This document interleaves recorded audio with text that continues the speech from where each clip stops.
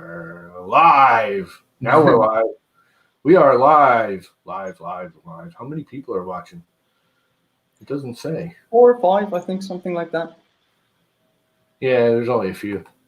There's probably not going to be a whole lot right away because it's such an early time of the day, especially here in the States. Anyways, hi, I'm Tom Lama, and this is my regular channel. This isn't even my live channel I'm doing a live on because this is actually important. It's not just us chatting about crap.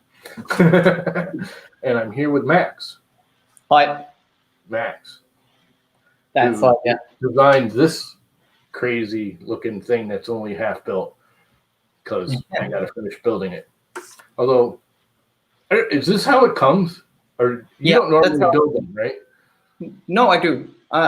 They're all pre-assembled now. You're not making people build them like Tom or like Chris and all them had to do. Yeah, not anymore. That was changed because of 2 or 3 reasons, I would say. The first one was when you built the kit, the very first kit that came that Chris Riley got and 3D Print General. They both got a kit, and that had just normal screws. M3 14 screws that attach to the planetary gears, those 4 planetary gears like you have in there, like those 4. And they're attached with like lock nuts, and these lock nuts are okay grabbing it, but there are still quite a bit of forces happening inside the planetary gear system. And to make it more secure, I now use some kind of Loctite. And that means with the Loctite, you need to let it dry for 24 hours, which takes then quite a bit of time, I think, for assembly. So you start assembling it, then you get to this point, and then you just have to put it on the side and start waiting 24 hours until the glue hardens. And then you have to start again assembling it, continue assembling it. Then you have to do the run-in procedure, so the braking procedure for the gears, which takes another 2 hours. I let it in, run it in for 6 hours just to be sure. And then you have to do the wiring, like attach the extruder to your carriage. Then you have to do the wiring and then maybe some firmware. And then in the end, you're like building a extruder like over 48 hours. And I thought that was quite a long time for someone to assemble it and attach an extruder to their printer. And also, maybe they make some mistakes, and then the glue hardens, and you can't change anything anymore, and then you're stuck with it, and then you have to contact me, and I will send you some new stuff, and it takes again more time. And to make things a bit easier for everyone, I decided then to pre-assemble them. Then I can be sure they work and they come as they should be. And then a person has to do mount it to their printer, do the cable wiring, and then also do maybe some firmware changes if they have to or want to. And if nobody here realizes what we're talking about, you'd be crazy because the title tells you. But we're talking about the OmniaDrop Extruder that Max designs and sells and makes, and you are DropEffect, right? I finally got that right. Yeah, yeah. The company is DropEffect. The extruder is OmniaDrop. Exactly. The name finally. Sorry. So I got it right finally. Yeah, you got it right. I didn't mind that much, to be honest.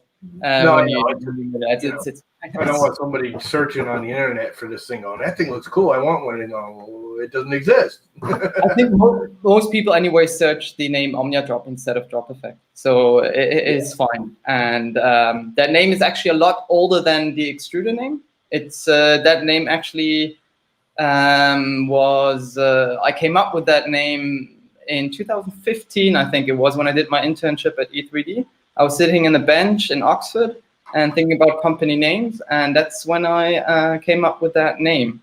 And so that name is quite old, and the OmniaDrop, that name is actually just 2 years old. So you got one in your hand, right? Yeah, I got one, like a partially assembled one. Why don't you go over it for the kids? Give Sure. Kind of rundown of the thing. Sure. So most of you probably might know it already, but the OmniaDrop has a planetary gear system that's 5-to-1 and has 4 planet gears here. And the dual drive gears are right here, so right there. And they drive then the filament down this path, and then there's a cooling block that cools off then basically this section right there. And then you got a heat break that attaches down there. And then you got a ring heater and then a nozzle, and that's where you extrude then basically your filament, and that path is then basically quite short from that part to the nozzle, and that was the main aim, and that's what you have to do to print flexible filaments. You have to get the filament path as short as possible. It also helps your other filaments. It's just more reactive. It's so you think about a piece of string and you try to push it down a path.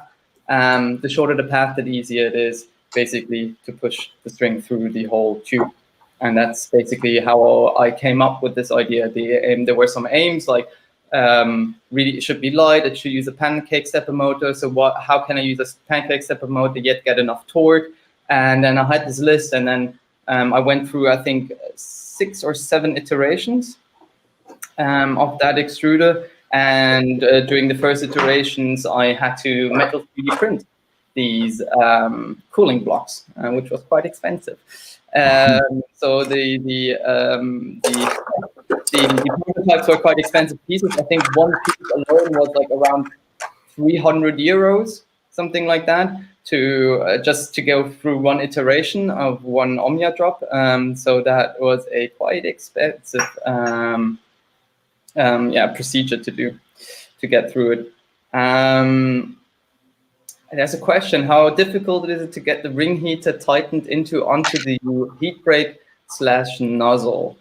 I wouldn't say very difficult. It's the same. It's basically the same approach you would do with an E3D V6 hot end. It's not that different. You do exactly the same procedure as if you would assemble a V6 hot end. There's no special magic to it. The only thing you should be sure of is that you attach the ring heater on the correct side, so that the heater cartridge not like that. not like that, the other way around, exactly. Yeah. So the heater cartridge actually heats the threads of your nozzle and not the heat break. So that's the only small mistake you can do, but you should notice it, because if you put it upside down, the silicone sock won't fit anymore, and the silicone sock should snap on quite easily. So exactly. That should be your first indicator that something is wrong. It doesn't fit quite well. So it should always quite fit well, everything. Yeah, I'm going to go with it's actually easier. I've already been playing with this a little bit. This is easier to tighten up because this little flat spot on top is rather easy to get a regular pair of pliers onto. Even if you're using like needle nose or something and they're not biting it straight, they still bite it way better than the big old V6 block does. Yeah, it does. And you can use and 10mm wrench, that helps as well, or you needle nose pliers. I use needle nose pliers and 10mm. It doesn't make a huge difference, I think. Yeah, and again, you're not cranking it super tight, so. No, you should never crank it super tight. I have like a torque wrench there. I use 1.8 Newton-meter torque wrench and never had issues with that. And I'm going to call out Chris Riley, because I was watching his video again last night, just looking at it. Yeah. And, one of the things he said is yours was a little bit longer than the Hemera. Yeah, I think. Which is incorrect, because this is your heat break all installed, and this is a Hemera heat break. Whoops. Hemera heat break is about 3 or 4 millimeters taller. Now, you do have your plastic above here. No, it's true. It's true that the Hemera has, I think, 1 or 2 millimeter shorter filament path. If I remember correctly, it was 1 or 2. I'm not very sure. It's one. I actually think yours is shorter. I really do. I mean, like you say, if it's not, it's No, because like if you look at the Hemera, you can see that the heat sink. So you have the stepper motor at this height, the bottom of the stepper motor, and then the heat sink is not straight, but it's slightly tilted upwards. And then, so it's tilted upwards, and so the heat break goes a bit further up into the heat sink, I would say. So it's true that is 1 or 2 millimeters. The question is, how much more benefits does it have? I'm not 100% sure. I wouldn't want to speculate on that, to be honest. They're both pretty short. It's still very short. I was wicked happy with that. I mean, that's a mirror heat break right there. Yeah. Now, again, I'm looking at this, measuring them side by side. I'm going to go with yours is shorter. Because if I put this, no, seriously, if I put this and it stop right up against the block. Yeah, but you have to think that that flange that is on the heat break is a bit further up. It's if you know what I mean. So basically, yeah, no, it's farther up. But actually, the Hemera gears are set up above the center of the motor. They're not at the center of the motor. The actual drive gear is above the center of the motor because it comes up the little gear goes out and drives the big gear. And it all gears up the motor, not down. I'm not. I wouldn't. If I remember correctly, it was exactly the center of the motor. Like this is your drive pin. Yeah. Their drive gear is up above it. It's up here. Well, yours are still down here. I think not. I think it's right. It's right parallel. It's the same, exactly same on the same level. It might be. Yeah, I think it's in the same. But the question is it's I think Hemera and the OmniaDrop have two different philosophies.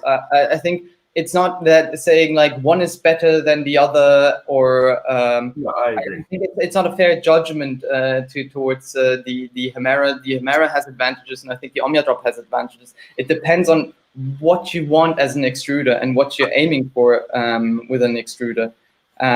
So if people ask me what is better, I don't like to answer that question because both have benefits and negatives. You don't have a perfect system. I don't think that exists really. So that's why I would never argue that the OmniaDrop is better. I'm going to go with so far.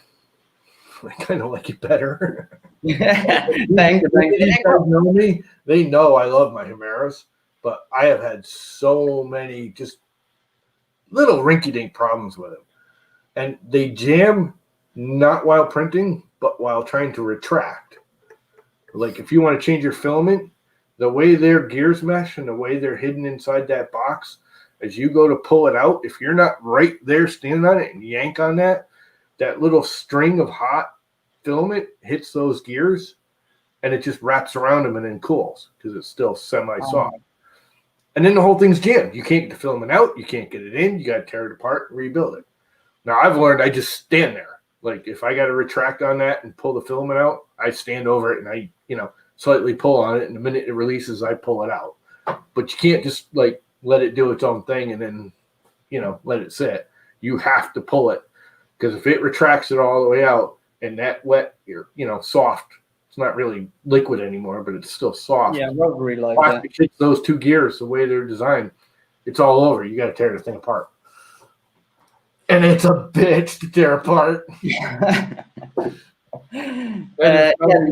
That's one of the advantages, I would say, of the OmniaDrop. It's a bit easier to disassemble if you have a jam. And the other advantage is that you have like a manual drive wheel, which that was for me the number one thing on top of my priority list is I wanted to have a proper drive wheel. It's just the way you got to mount it. You can't get to the damn thing. You have one on the side. You can actually spin the gear. It's exposed. You can spin the gear.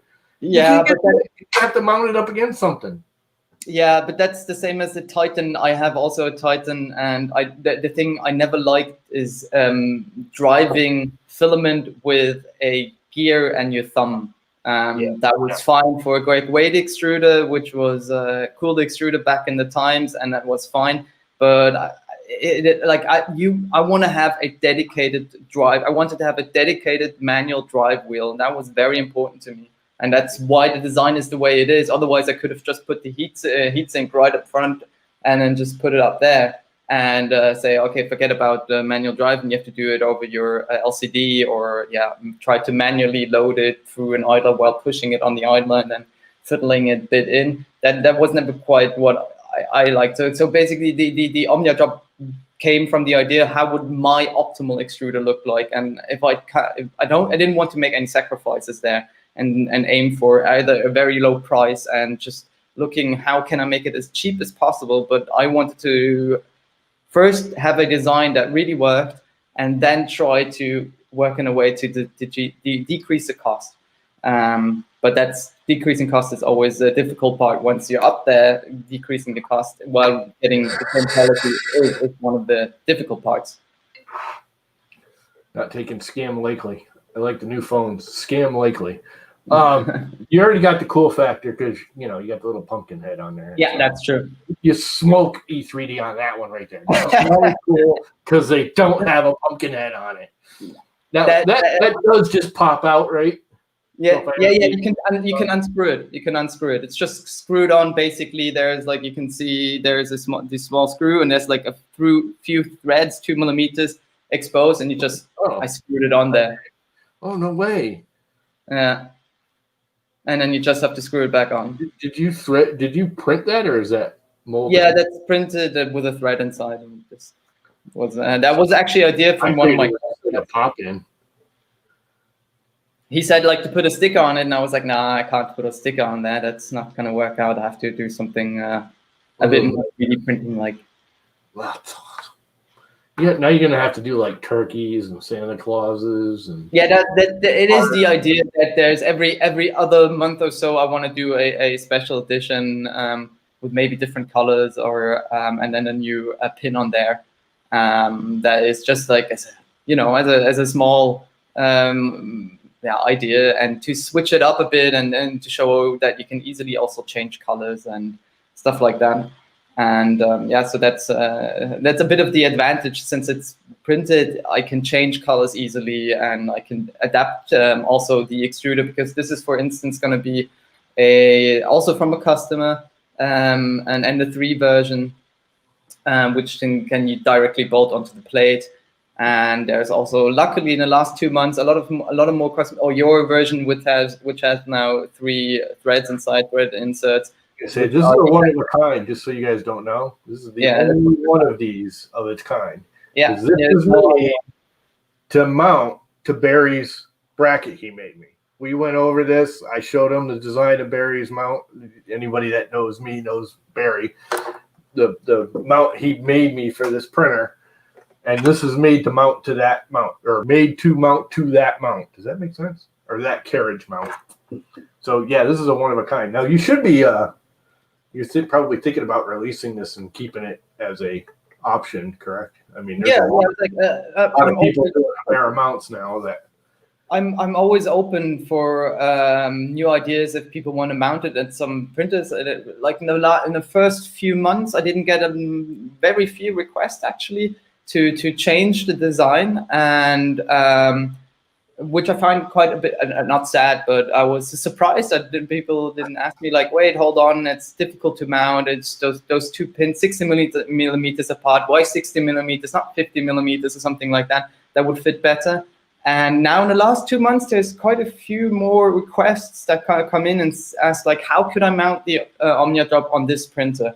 And then basically I try to find with them a solution how you can mount it. So there's more and more versions of the OmniaDrop coming now out. And then depending if this is a more common extruder or not, I will then release obviously the designs so people can have that option for them. So the Ender is an obvious choice that there is going to be a directly mounted system for it.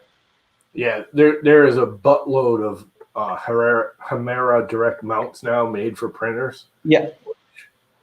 So it's nice. I'm not going to knock my Hemeras. I mean, they got their issues like any of them, but when it runs beautiful. I love my Hemeras. My biggest thing is, you've got the small extruder, which is making this thing half the weight. And I actually went to weigh this today, and my scale went gaflunky. What does this thing actually weigh all in all? So that's one of the most difficult questions I get asked, because it depends how much cable length you weigh. So if you cut off basically all the cables, let's say, then you get like around 340 grams, the total weight with the hot end and everything on it. But if you add then suddenly the cables, 1 meter long cables, suddenly it's 30 grams to 40 grams heavier, and it goes up to 380 grams. So I'm not a huge fan of that question, because I always then rather say it's 380 grams, so people don't afterwards weigh it and say, hold on, you said 340, now it's 380, and with all the cables. Still weighs less than just the Hemera motor. the whole unit weighs less than just the motor on the Hemera, from what I understand. Possible. I think the Hemera motor weighs like 250, something like that. 250, something like that. I think around that. Everyday NEMA 1740 millimeter long one. I can't wait because my scale doesn't work. I put new batteries in and everything, and it's all like jammed up or something. I put stuff on it, and it says like 10 pounds. I'm like, 10 pounds? What? No, that can't be right. It's still like, you take it off, and it says like it's still weighing 5 pounds. After you take it off, you're like, okay, it's done. Time for a new scale, I guess. I've had it for 20 years. Can't complain. I've gotten my money's worth out of it. Yeah. Anyway, next weird question. How is this made? It looks to me, I'm guessing from the looks of it, it's 3 parts and you weld it together.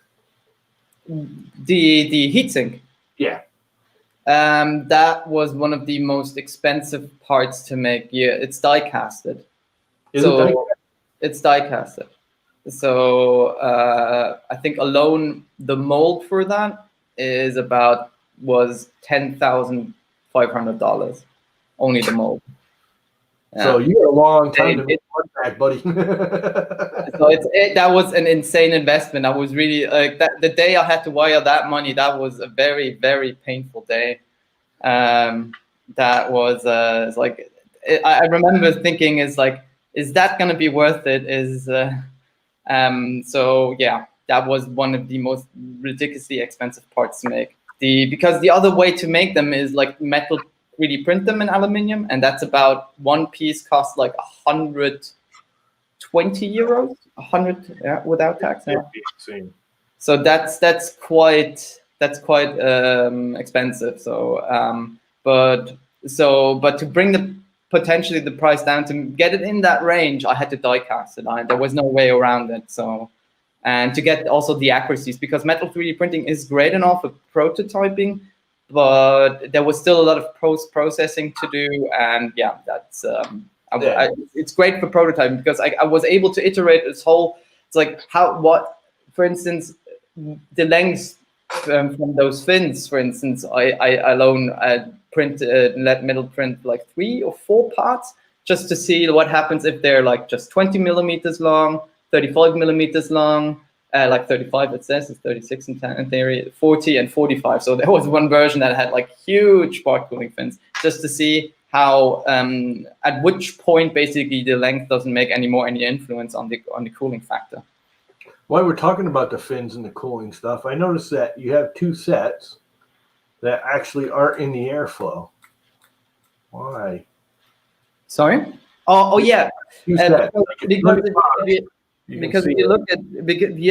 you have those screws in there, so they basically, anyways, you have to mount it somewhere. So it's basically just for the screw holes. Yeah, you have to give them they're passive heatsink fins. So they're basically just either, first of all, there so you don't have a lot of material. That's the first part, and very, very unsubstantially maybe cool a bit more, but yeah. That's very unsubstantial. What is quite fun to do, which I like to do if someone knows about it, is the Venturi effect. That means if you drill in like 2 millimeter holes in there, and because the blower fan has a static pressure which is quite high, it pushes the air and it creates an under pressure in there, and it sucks in a bit of more air into these small holes and even cools it better. It's unnecessary, but it was a quite fun experiment to do. So if you think your cooling is not even good enough, then you can actually just drill in 2 millimeter holes in there into that, and then it cools even better. But yeah, I don't think that's necessary. For some reason, you just didn't do a tube there where it could flow around the screw. That's very difficult. You have to think if you design for a model, you have 2 pieces always. So you have to be able to separate them out of 2 pieces. So any like kind of kink or bend is not possible. Well, manufacturing limitation. Yeah, it could be possible, but it gets then more and more expensive. And the question is like how much more? And like there is the ducts in there are in such a way modeled that they don't take away all the static pressure. of the radial fans. So all the air that's being sucked into the radial fan is really being transferred out. Because if you have like too many restrictions in them, you would sacrifice basically static pressure, and that means that not all the air that's being sucked in is being pushed through. And then you have, like, if you have the fan spinning and you hold your hand against it, you can feel then sometimes if you sacrificed all your static pressure for some bend you did for your design, let's say, and you have too much static pressure to push the air through, then you can feel basically the air being pushed out of the fan on one side. That's your indicator that that you have too much. You need too much static pressure to push all the air which the fan can push. Basically. Cool. Another thing that people might freak out about. I'm surprised you haven't had people go, "Oh, that pipe's broken." Yeah. Camera really shows it, but it looks like the extruder clamp is broken because there's one question. I might want to explain to these guys why you do that. I'll get to that in a second. There's one interesting question. It says, how long was the design and testing phase? So the first prototype was made in 2018 in November. That was the first test. And then over the next 6 months, I finalized the design. So it took me 6 months in total of constantly working, iterating, ordering all the parts, and then reassembling and testing again. And there was a lot it was going into, because the aim was, I have this very short, with this short heat break right here, which if you compare that to a normal, let's say E3D one, it's quite short, and so you have less volume where you can suck heat away from. And I wanted to make sure that the temperature profile of the heat break is identical to a V6 one. So that was my aim. So that took quite a while to get everything right. And to your question, why is my idler bent and my idler is broken? That has to do with dual drive gears. And yeah, it's going to be a bit longer to explain. So dual drive gears are great. So dual drive gears actually give you a, well, static, if they're parallel to each other, a static distance between the drive gears. But the problem with extremely flexible filament is that if you have your teeth are not correct or too fine, then the teeth try to grab the flexible filament, but the filament doesn't want to being pushed through a nozzle. You always have to remember, filament doesn't like to be pushed through a nozzle. And so the pressure builds up, and then the flexible filament, the very flexible filament, tries to find a way to get around being pushed down into the heat break. So it starts flexing inwards and just let the teeth slide away.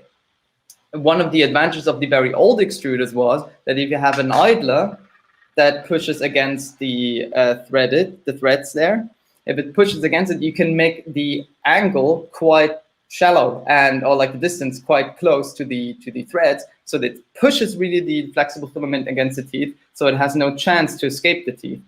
But with a dual drive gear, you don't have that option anymore. So it's static.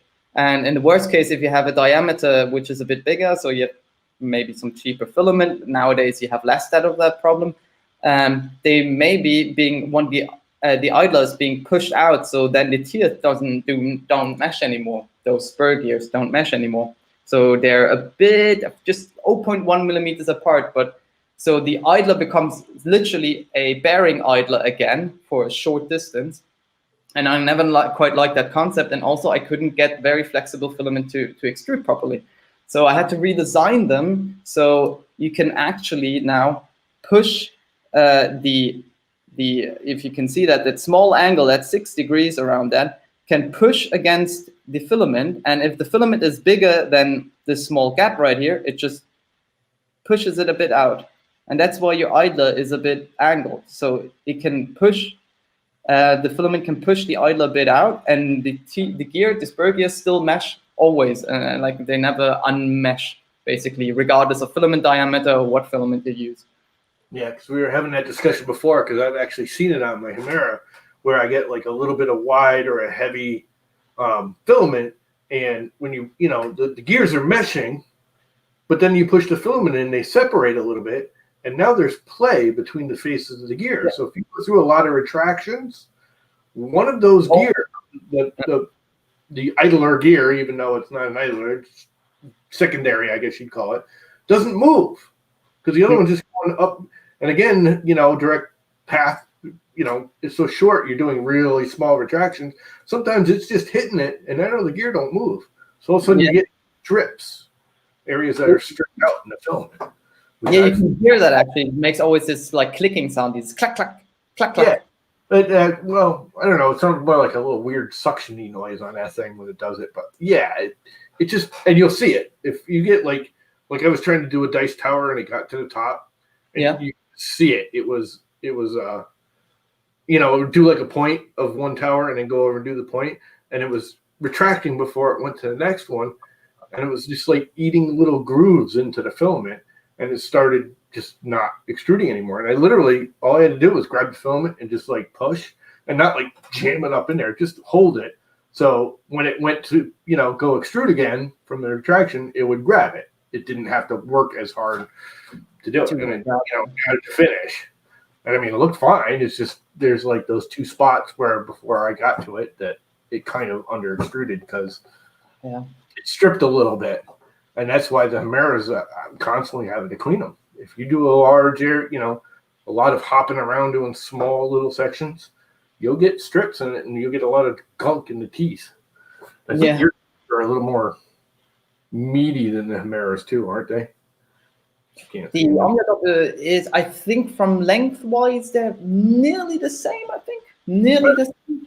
I think it doesn't make a huge difference because of the smallest pancake stepper motor. If I had like a bigger stepper motor like the Hemera did, then yeah, definitely, then it would be quite big. So for the 3mm version, they are bigger because I need to put a bigger stepper motor on there, the same size as a Hemera one.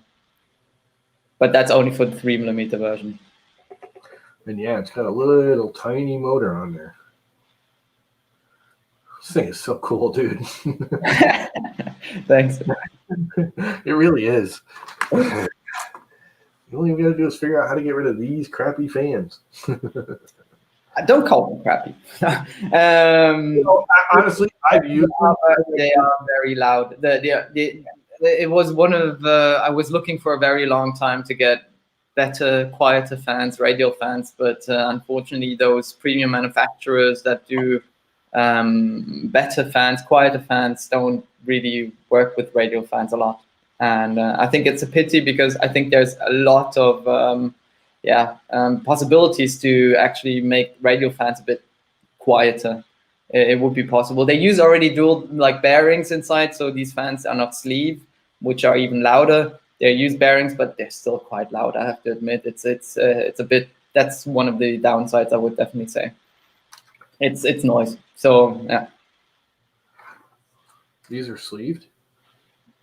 No, these are bearings inside.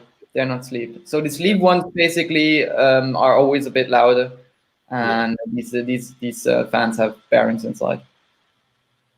Yeah, it is the same things you get on like reality printers. They all use them. Yeah. It's the same. It's basically the same. I've used them. I've actually replaced them because, believe it or not, even though they're smaller, some of the quiet, you can get super quiet. Like I got them on here actually. You can get super quiet 50-15s now. Yeah. You don't push that much air. All he did was slow them down. Because they're quiet. I mean, this thing's it's wicked quiet.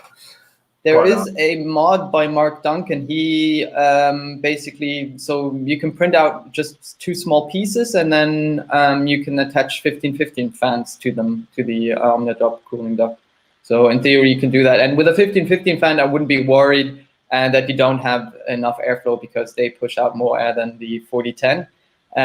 But getting quieter 4010s is possible, but then you would sacrifice the airflow for that. So they spin then obviously with a lower RPM, and then you do not get as maybe as a good of cooling. But there are 5-volt versions of those fans I use on the Prusa edition, and these have a lower RPM, and still the heat break and stuff work still well. I didn't have any issues with that yet. So in theory, you could go with a bit of lower airflow and get away with that. Just I'm always more on the cautious side, I would say. So I rather put a bit too much air in there than from video cards. Video cards are always used, as far as I know. Maybe correct me that, Rover. They use axial fans, and I am not a big fan of axial fans. They're great for like PC cooling, and if you have like a kind of a fin system, like on the E3D kind of style. Even though I would have liked them to actually do a version maybe where they use like cooling fins, which they use on CPU coolers. That would have been really cool. I think like just a copper tube and then just shove on those small, very fine aluminium plates, which are usually just 0.5, 0.3 millimeters thick, and they give less resistance. And then they're quite good because through such fins, it's quite easy to push a lot of air through them, because those fins don't give you a lot of resistance for the air, so you don't sacrifice your static pressure.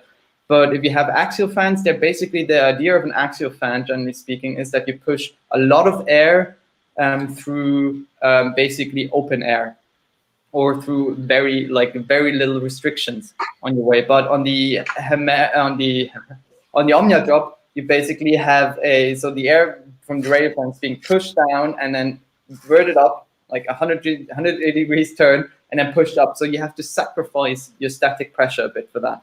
And that's why you need a bit more static pressure. And also for the part cooling fan, the aim of part cooling fans is to push as much air as possible over your extruded filaments. The more air you can push over it, the better, because the more air you can push through it, the faster it starts cooling down.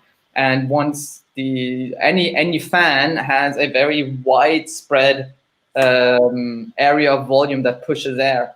And with our radial fans, we try to narrow that down a bit.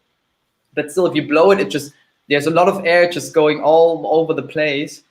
And you want to guide all your air towards that nozzle.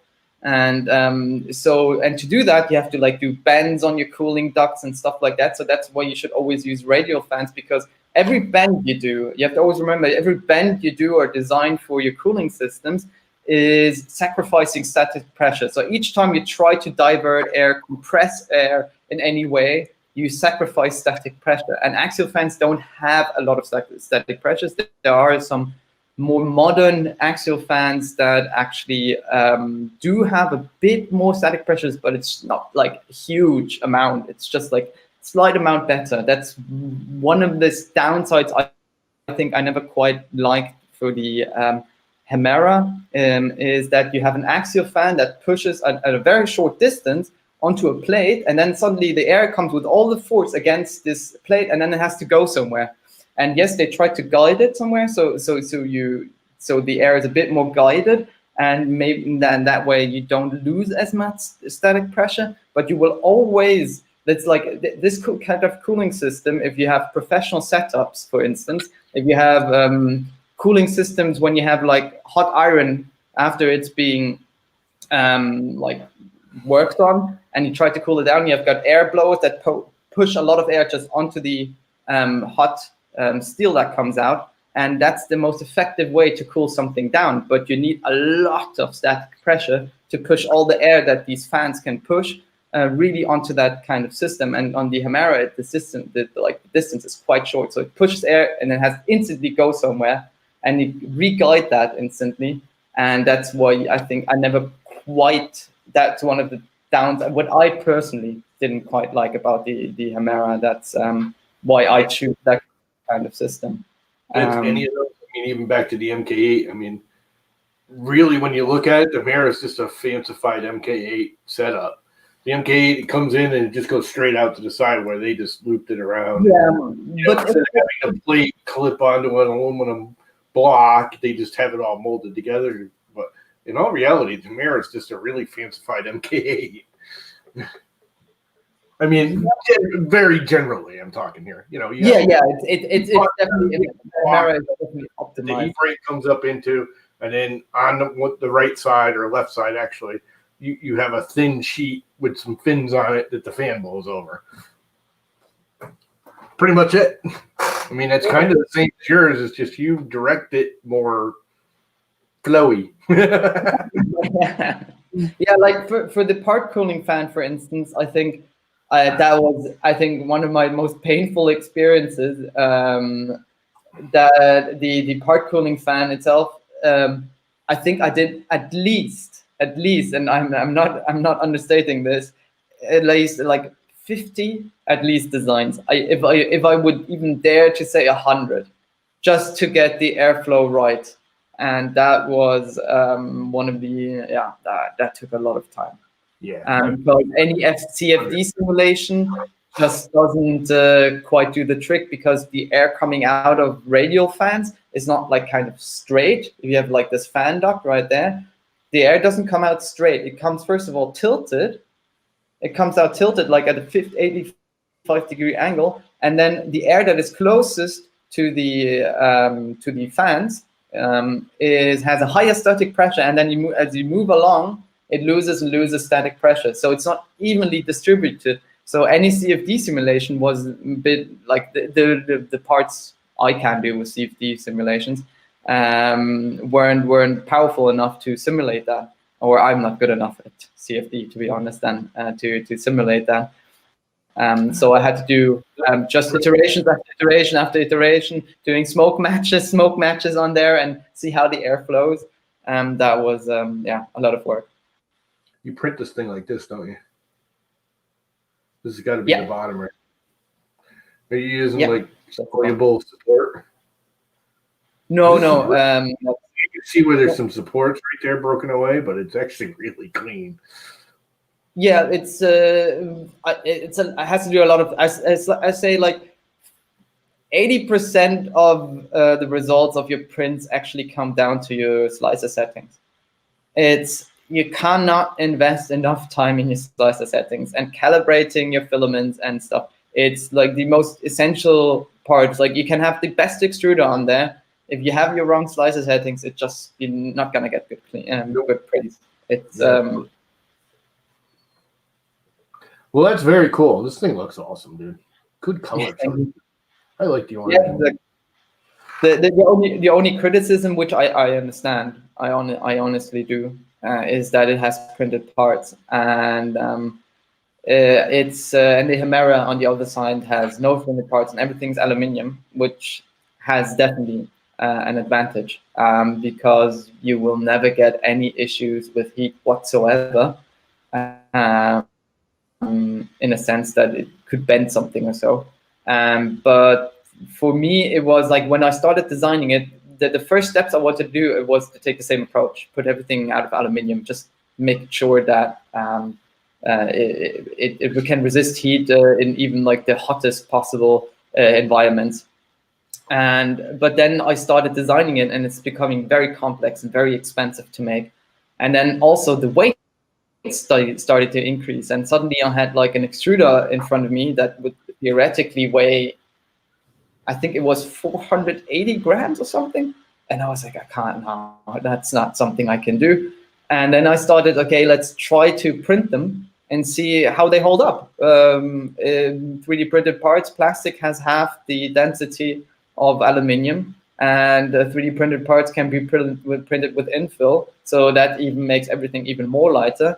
And I started testing it, and I was like, I don't see that many downsides to 3D printed parts, to be honest, on an extruder. And I had for years a great weight extruder on my very old printer, and that worked also flawlessly. Yeah, no, if it's designed properly, they will last and replacement parts are cheap. It's like anybody who has an Hemera and knows me a bit, if you have any kind of issues, 3D printed parts are for my customers for free anyways if something happens. Go ahead, tell him, Dave. Tell him. There's a dude, Dave Wilson. Me and him have been talking back and forth the last like 48 hours. He's had lots of Hemera issues. Matter of fact, I think he's got like 5 or 6 of your extruders now. Yeah, David Wilson is one of my biggest supporters, I have to say. Yeah, he does. He likes his Chimeras. I get the impression he don't love them. Yeah, I agree. I love my Chimeras. It's all I got now is Chimeras. But yeah, that's why it's going to be interesting. I don't like about them that make no sense to me. I mean, it literally makes no sense. Why they put that big ass motor on there, number one, on a geared extruder makes no sense. They could have that size. There's no need for that monster motor on that thing. That's a big motor. I mean, it's a big ass motor. Yeah, but it has like it has like there's like this. I think there is like kind of I understand why E3D chose that motor, to be honest.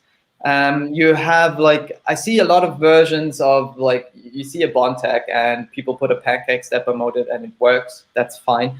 I haven't pushed any Bondtech extruders with a pancake stepper motor that much. I haven't tested them.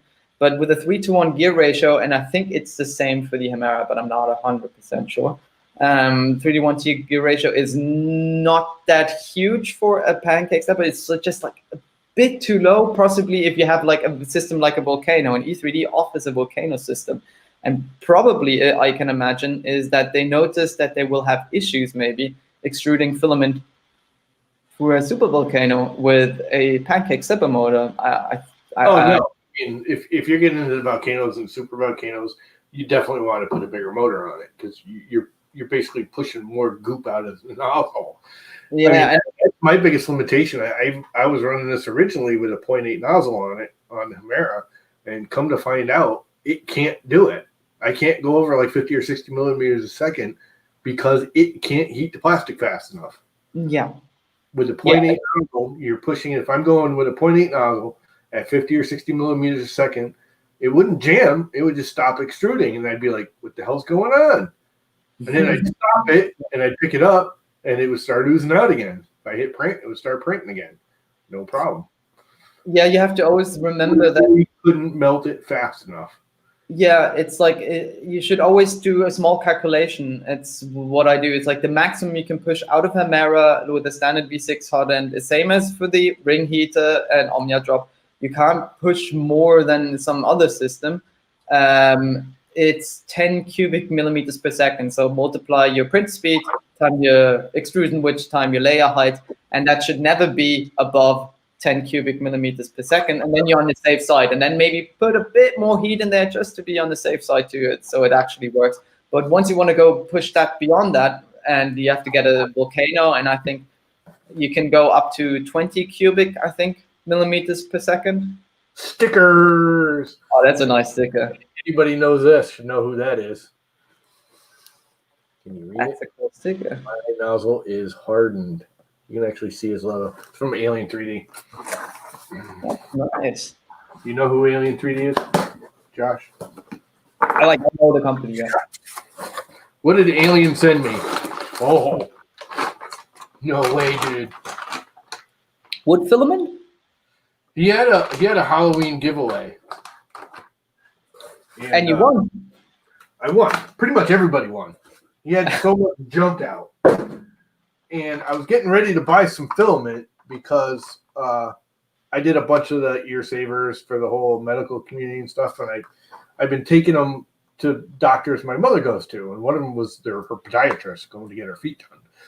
And these people just went bananas over them.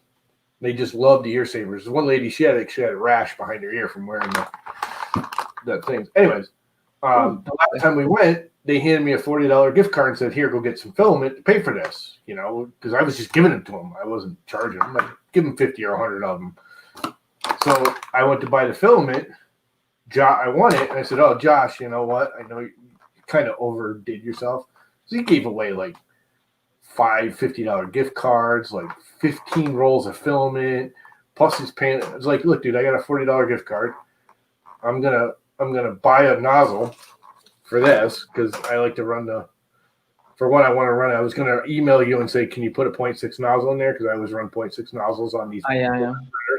And you'd already shipped it by the time. I said, screw it. And so I emailed him and said, dude, can you send me a 0.6 nozzle? I'll pay for the 0.6 nozzle. I'm gonna put a ridiculous shipping on it and give you the whole $40 from this gift card. and that'll help pay for some of this. So instead of just, I said, he's like, well, what filament do you want? I said, just whatever you can't get rid of, some junk. I don't care. PLA, it's free. What do I care? Yeah. What does he send me? Filamentum, premium, gold. Like okay, gold, nice. Freaking, like, this is like $30 or $40 a roll of this crap. I'm an idiot. I'm trying to give him some money so to help him pay for whatever. But I got a nice steel coated nozzle to go in this. I'm assuming this takes the regular. It does. It takes standard E3D V6 nozzles. Yeah. So I got a 0.6. I hope that's a 0.6. Helps if I put my glasses on. Yep, 0.6. Micro slits. Plated A2 hardened tool steel. Oh, that's nice. That's good steel. That thing will never wear. Well, that's why I use them, because I do push glow in the dark through it once in a while too. Oh yeah, they are abrasive as well. You know what else I'm good at, and these guys that will know me will contest to this. I screw with printers a lot. Like once they're running correctly, my saying is always, once you got it running just absolutely perfect, it's time to fix it. Yeah, true. Yeah. Because I just, half the fun to me is, I designed and built this all myself. This is not a I get that, yeah. This is the Llama Core. I designed it. I'm not going to ever submit it to anybody because I don't want to subject anybody to this nightmare. But I have a habit of crashing nozzles into the build plate. And people don't realize you do that once or twice with a brass nozzle, and it will actually push the nozzle in. You can actually end up with like a football-shaped hole because the brass forces. Yeah. And if you crash it, especially if you're using a flex plate. Doesn't your heat break first bend? It depends. The brass nozzle, if you just like scrape this, like if you got a little bit too low, where it's not gonna, it still rides on it. It doesn't just like dig into it, but it clips the edge. This spring steel is stronger than the brass, and you can literally shave off little bits of it, or squeeze. If you go down into it and then start moving around, and go, oh crap. Too late. You can literally like oomph the nozzle, and it's not going to be terrible the first time. But if you're like me and you do it a half a dozen times before you catch how stupid you are, and I've done it. I've taken brass nozzles off because I was getting like weird extrusions. It looked great going one direction and going the other direction. It looks like crap, and that usually means you bet your heat because the hole is coming out. And the nozzle's actually scraping one way and pushing the other. Oh, yeah. And I'm like, and I changed it. Is it still doing it? I put a brand new nozzle on it. Or, I put a brand new nozzle, or I put a brand new heat break on it, left the nozzle. And it was still doing it. I'm like, what the hell? If you crashed it, like literally seeing it, it was like oblong shape now. And you can see where I scratched it a bunch of times. And like, when you shave metal, you get that little lip. Yeah. It just kind of lipped into the nozzle hole. I was like, I did it, that sucker. But if you crash a nozzle, I would definitely check the heat break. That could also bend the whole system. Notice I have spare Hemera heat brakes. Yeah, okay. That's smart. You should always have some spare. These are like super wimpy. You could break one of these things just tightening the nozzle. They are like half the strength of anything. That would be, I'd say, one of the biggest downfalls I think of the Hemera, these heat brakes. These things. Yeah. I get why they did it. The science behind why they did it makes sense. It's, why the Mosquito is so famous, blah, blah, blah. Yeah. Because it's the very thin, transfer heat, all that good crap. Yeah. But when it's the structural, unlike the Mosquito, that, has two pins with bolts in them that hold it up. I think the design is from the Mosquito is cool. I liked it very much. I had also some ideas if I could implement that in some way, but that was a bit more difficult, to be honest, and would make things a lot more complicated. But the Mosquito has a really interesting idea and design, and it makes a lot of sense, that design, I think. Yeah, I always thought about taking, you know how the Mosquito has like the U-shaped cooling block with the tube in the middle. Yeah. Just, like put the 4 bolt holes in, mount the NEMA 17 to it, put the gear on there, take that center out, and make it a direct drive where you just, instead of having the whole, because that's the downside of like the V6s and the, you know, even the Mosquito, you end up with this really long path because there's, you know, by the time you mount the motor, drive the filament all the way through that. I mean, the hot end's tiny, so it's still not that long of a.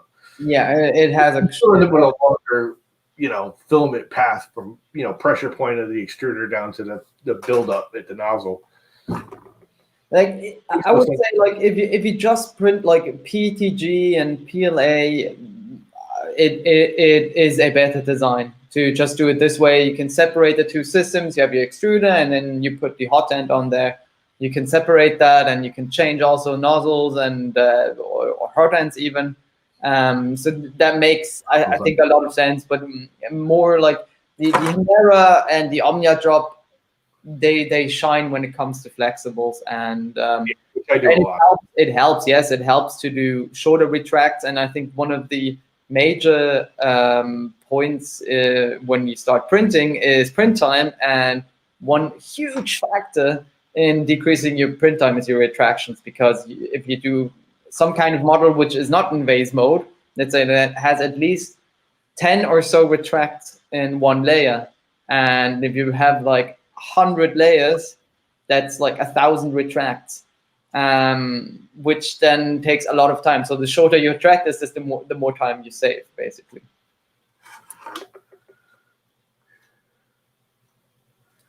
Yeah. Cool. Just make sure the cables actually face then towards the motor. Well, you don't want them dragging over here through the gears and everything? Yeah, no, that wouldn't be very smart. So basically, if you have like the cables facing towards the motor, you can pull them up in the back and then go over. Because I'm not going to leave it. I'm just dicking with it right now. Yeah, just playing around with it. Because I'm going to be cutting all the cables to fit that. Because they're all, everything here is plugged right here at the hot end. There's a PCB or what? Huh? Do you have a PCB on there? No. You plug in all the way. I have all my extruders, because I had it, especially with my old MK8s, where when I first started, they used to jam a lot. Once I figured out what was wrong and fixed it all, it didn't. But I literally had them. So if something started happening, like 3 bolts, I dropped the whole thing off, put a whole new one on, plug all the wires in, and off it goes. I could have the whole thing up and running again. It could be totally screwed over. I could have it up and running again in about 10 minutes. Okay, that's pretty fast. Holding it off, pull the motor off because it was direct drive. Pull the motor off, reuse the motor. But all the, you know, the hot end, the heat break, the, you know, nozzle, everything I had interchangeable. Or I could, you know, if I wanted to go from a 0.6 to a 0.4 nozzle, boom, pop the whole unit off, switch the motor, drop it back on there. 5-10 minutes, I can switch a nozzle and never have to heat it up because it's all built. I would build the whole hot end and be done with it. Okay, yeah. So it's kind of like me buying 10 of these and just, you know, unscrewing it and screwing it back on and bolting the motor in. Yeah. You know, basically good. Yeah. The dude who just bought, I used to have my old Max Micron, which I don't know if you ever heard of Max Micron, but they're an old. That was one of my first printers. Basically, it was my first printer. I had a printer before. Oh, yeah. Okay, I remember those. They were like the high-end Hicktop. They were actually a sister company to Hicktop, but they were the high-end. Hicktop was all the like acrylic framed, basic A-net kind of cheapo, and they were like, you know, $200, and the Max Micron was $250 or $350 to $400 for basically the same thing with a solid aluminum frame, higher end, you know, the electronics were better, bigger motors, you know, and actually had lead screws. Like the Hicktops just had the threaded rod with the old like M6 nut on it. Yeah. For the Z, where this actually had lead screws and lead screw nuts. And how much did you pay for your very first printer? My very first printer. Yeah.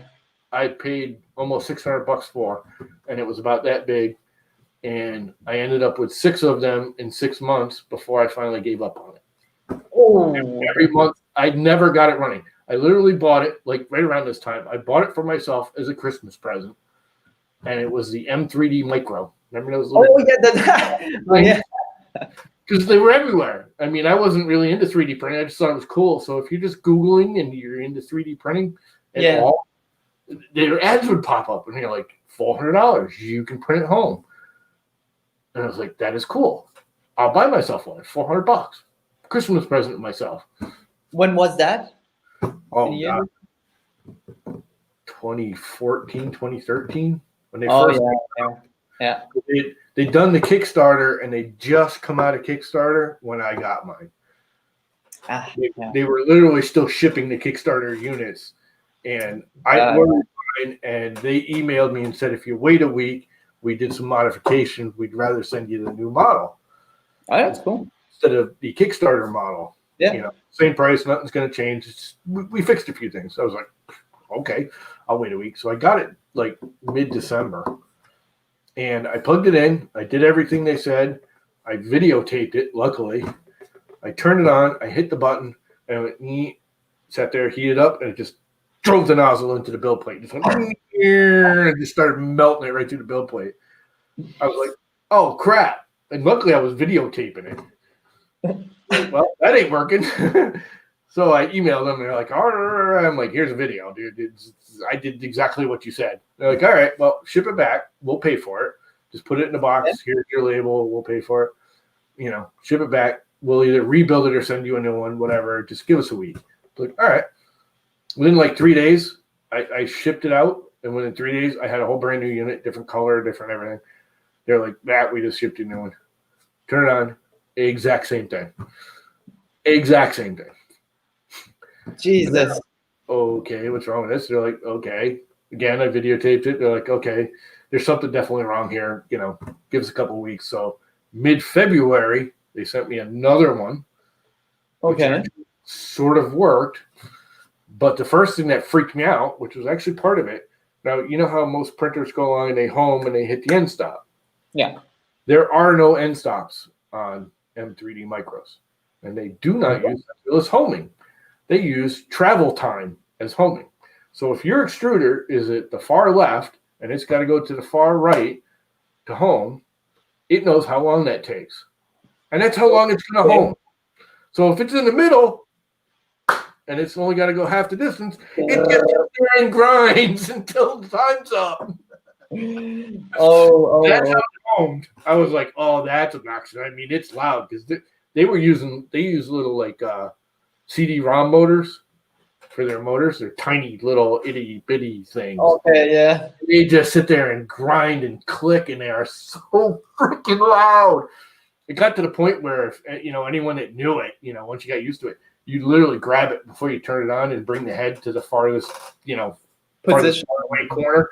So when you turned it on and it went to home, it would do all this stuff. But then you could have directly homed it by putting it in the home and it's home basically. Yeah. Oh, the thing was you have to move it. It can home. Like it doesn't make sense. Then to make it even worse, the X rod. Now it was actually a box frame, very similar to like a Core XY. Okay, yeah. It's more like the Ender 5 box frame where still has the motor. It had the motor built in. It was a direct motor. Both motors, little itty bitty head. The head's only about that big. I mean, it's tiny.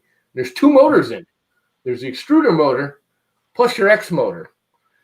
And the X had a carbon fiber rod, which is about 5.5 millimeters in diameter, with teeth formed into it. Okay. And a gear drive. Sounds great, don't it? Not that bad idea, yeah. Goes along for one, even though it's only 110 millimeters long. The whole thing like flexes like unbelievable because we got all the weight of the thing on it because it's carbon fiber. Carbon fiber is strong and stiff, but it's strong because it flexes the head and that. So you got it flexing. Along with that, it's like a cut tooth formed carbon fiber gear drive with a nylon gear on it that aren't the same. So like when you went to a different direction, it would like stop and the gears turning, and then it would, you know, catch and go back. So like if you were to make a circle, it always looked like an egg. Oh, okay. You go through this whole, they had this whole like 20 million step process to set your backlash to make that go away. Just never goes away. It just never goes away. Yeah, if you have to put so much effort in that, then yeah. That's a process. Oh my god, it's the hot end, and I gotta say, it was a wicked cool concept. The hot end, it is tiny, and it had 2 extruder motors in it, 2 fans, all the heat, everything. I mean, this thing it's freaking tiny. I mean, it might be 30 or 40 millimeters tall total by 20 square. I mean, it's tiny. It's using little itty bitty CD-ROM drive motors. They were only about that freaking big to drive that head.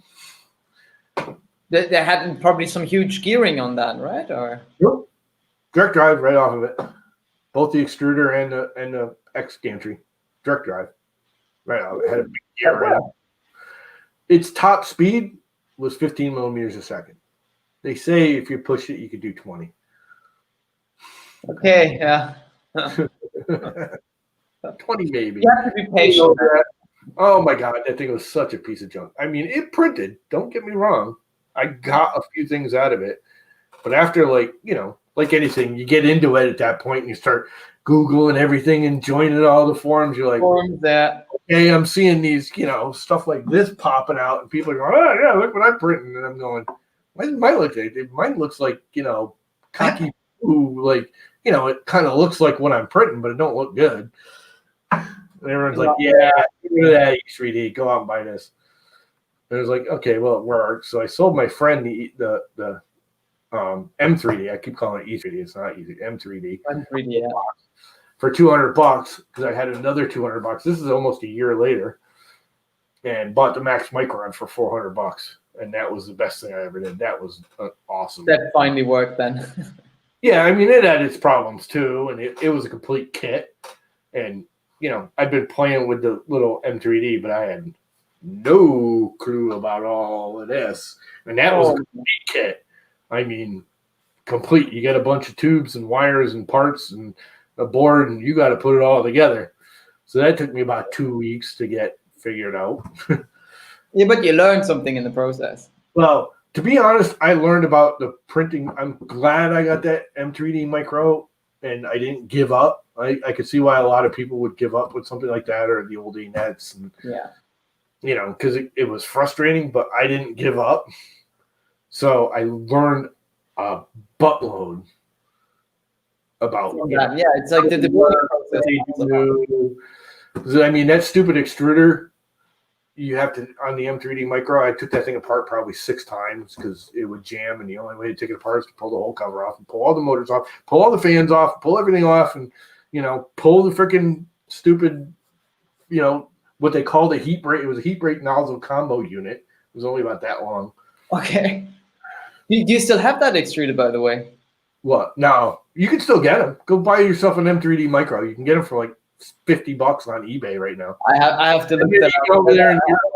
I'm a fiend of collecting extruders, so yeah, they are interesting. The concept. I mean, the whole concept, because the whole gantry rows, like talking about the Vorons and everything now. The Voron is almost the exact same thing as M3D micro was. It had one motor in the bottom and 4 lead screws that lifted that whole gantry, and it was just a big long belt.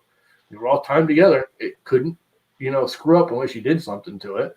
Yeah.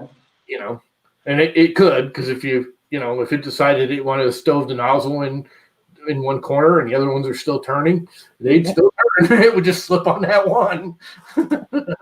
Then you got to tear. You couldn't fix it. You had to tear the whole thing apart and reset everything. Manually screwing in all of them. Oh, take the belt off, put all the screws up, try and level the gantry. Yeah. Belt back on without moving any of them. That was the hard part. It was a continuous belt. So you had to put them all back on there. There was no tension or anything on it. It just fit. Oh, my God. Yeah. What a nightmare that thing was. But it at least had 3-point leveling, so that's engineering-wise quite nice. No such thing. Well, like manual. If you adjusted all the 3 screws, you had a 3 points. They were all tied together. There was one big long belt loop. That was it. Maybe like stretch the belt with one finger and then like turn the screw manually. You had to get the thing level, but then you had to like pull the belt and like pry it on without ever turning. A lot of times, like you can get a belt on by taking it and putting it over the pulley and getting it started and then turning that pulley, and the belt will just work its way on. Couldn't do that because the minute you did that, you shifted your gantry out. Your whole system basically staying about. You know, everyone's like, well, why isn't you just take the motor and you know they'd have the motor on the side? No, well, the motor was directly connected to one of the 4 screws. Lead screws. They had lead screws too. They were little like 4mm lead screws, but they were actual lead screws. 4mm is a bit tight there. I would have gone like at least five, you know. They were tiny, little itty bitty lead screws. And then the thing got up, and it had like I think it was 120 by 120. Okay, then 4mm. Then as you got up above the 80, because it was in that stupid little black cube, and you had that tall extruder, you could do 80, but then you could do up to 120 in the front half of it. Okay. Because otherwise, it would hit the back end of the actual case.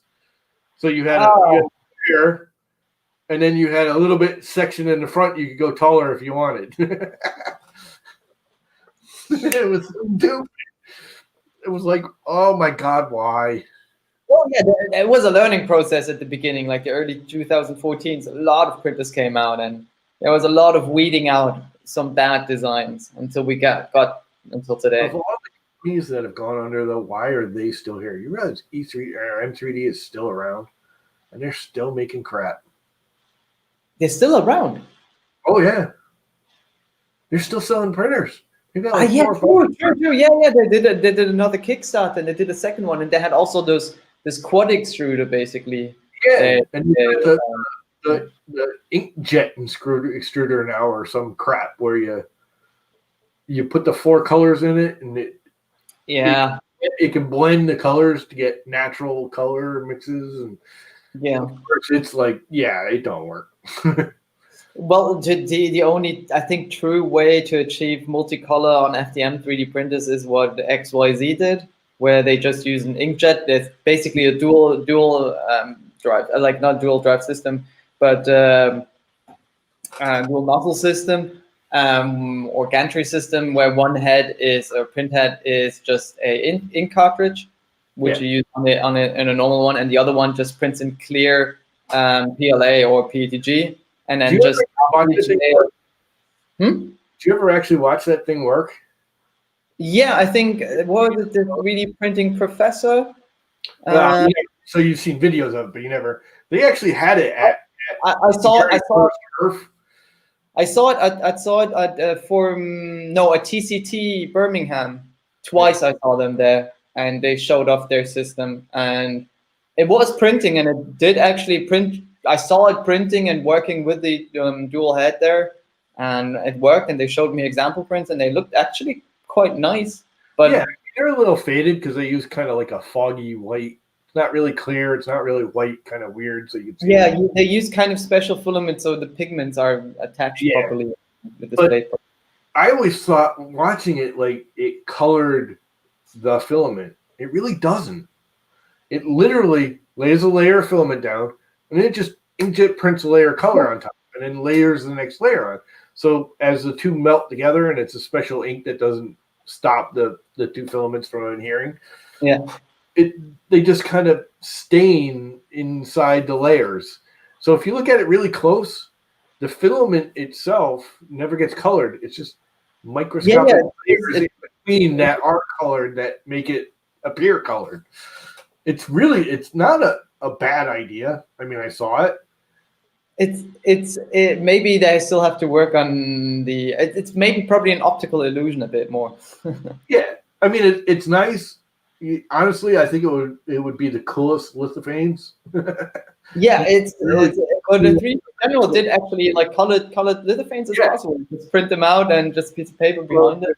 The dude that does quite interesting. color mixing, where he literally lays out one layer of filament and then layers them all up and he colors it and then puts white over the whole thing.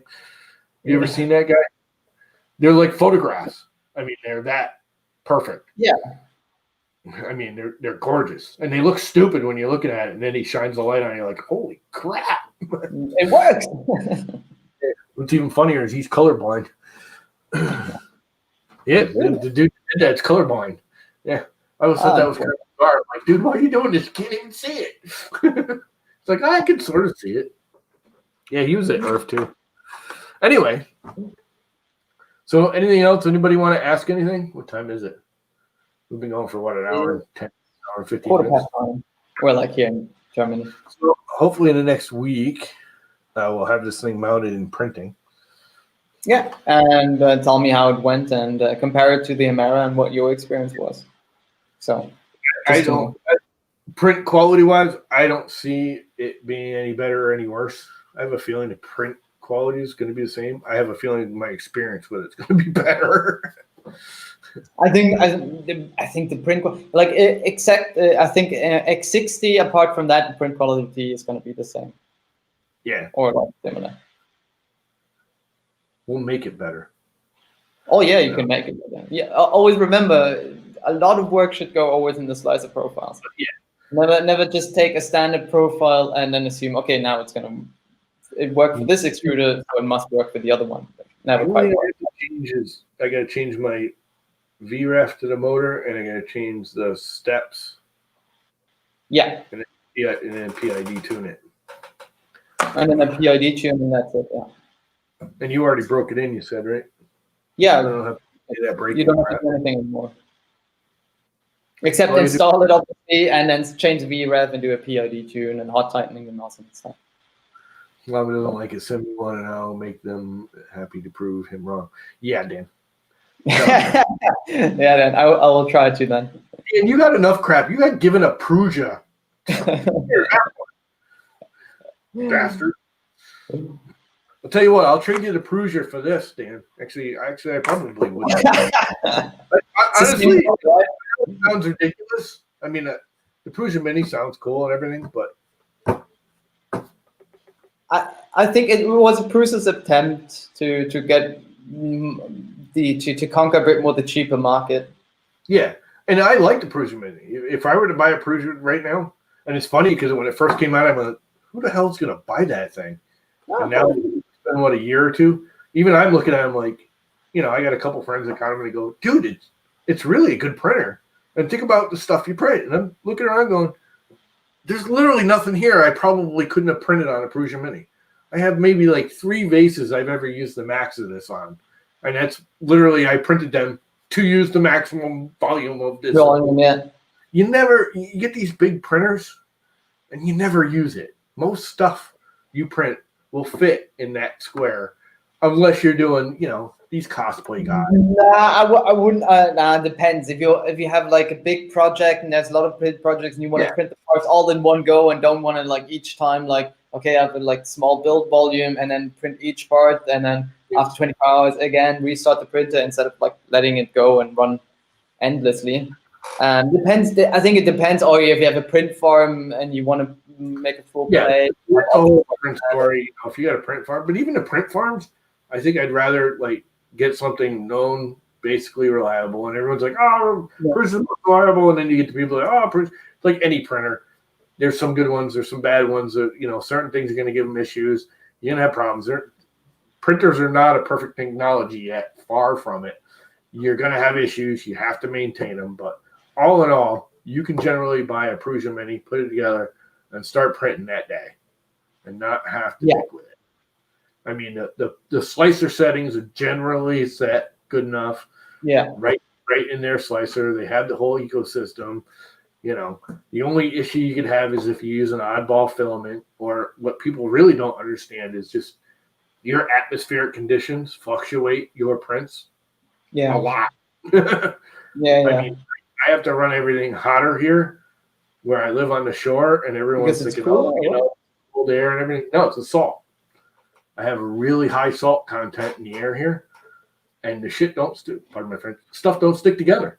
The salt will actually bead up on the outside of the filament. Like if I leave a roll of filament out for a day or two and the window's open, yeah, there'll literally be like a thin coat of salty kind of white crap on everything. All electronics, fans. I go through fans like I can burn up a fan in 6 months. They just go. Oh, okay. Because they just and if I don't clean it and keep at it constantly, that's why everyone like bitches about the wheels and why I love wheels. And they're like, oh, the wheels wear and they do this. And it's like, if you keep it clean, you don't. I'm forced to clean them like daily. If I run this thing in the morning, I go over and I wipe all the wheels off and I wipe all the tracks down because I know the area and I know my dust and dirt and salt condensations and all that. So I keep it clean. So my wheels don't wear. I don't get all that crap on the wheels because I clean it. Yeah, but yes, you have to clean it each time. It's like saying my room never gets dirty because I clean it every day. You know, it's a. It still gets dirty, but I clean it, so it don't wear as bad. It's that simple. Maybe, yeah, it definitely helps. If you do maintenance a lot, it will, with any equipment, it will last a lot longer. The thing is, like, LS2s are sloppy unless you buy like really, really expensive, what Missouri or Mitsubishi or whatever that brand name is. You know, they have slop, and you got to twist them to tighten them up, which means they're not running in the tracks proper. You get smaller point of contact. They're loud. You know, and everyone's like, oh, they're more accurate. They're more accurate. They're more accurate. They're more accurate if you spend the big bucks and get the big quality ones. If you're buying the cheap Chinese ones, they are not more accurate than wheels. I'm sorry, they just aren't. Yeah, and some of them rust. Yep, they rust. You can't maintain them. The only way to maintain them is to tear your whole damn printer apart, pull them out, you know, stuff, you know, grease in there, or clean them out with rubbing alcohol, or, you know, you got to degrease them and then re-grease them.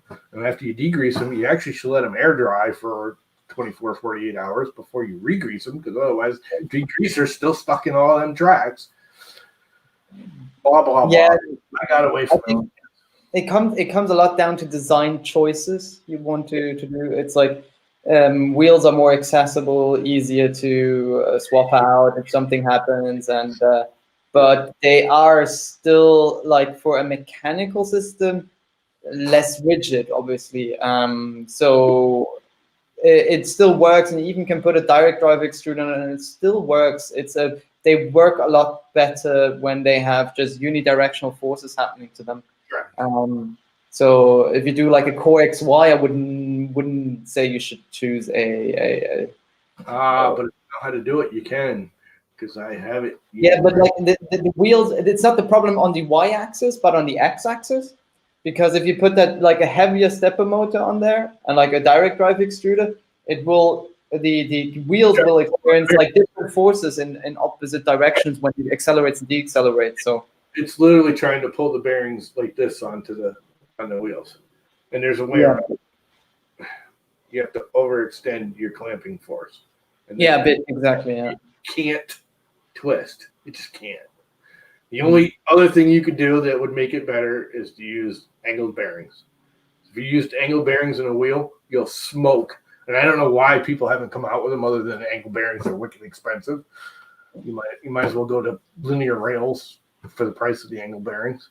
That's what I did mountain biking for years and did all kinds of studies on, you know, the cranksets and everything, because you have the same problem with mountain bike.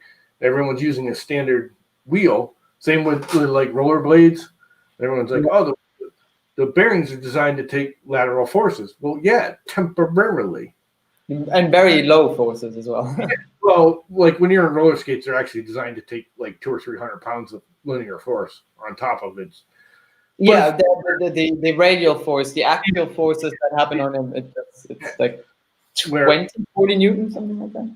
Yeah, like on the mountain bikes, where the cranks, where you tighten it in, you're actually taking the ball and you're hitting the outer race's inner lip and the inner race's outer lip and you're not actually staying in the track. You're forcing those two lips. It's riding in its race, it's riding up on the lip. And that's when they started going to angle bearings, where the more pressure you put on it, the more it actually forces it into the race, because of the, the two, I think they're 30-60. It's not actually 45. I think the inner one's 30 and the outer one's 60, or the other way around. I don't know. The more tension you put on it, the more it actually puts the bearing in the center. It's kind of a cool concept that's so stupidly simple. Yeah, well, you can start designing them already in that way.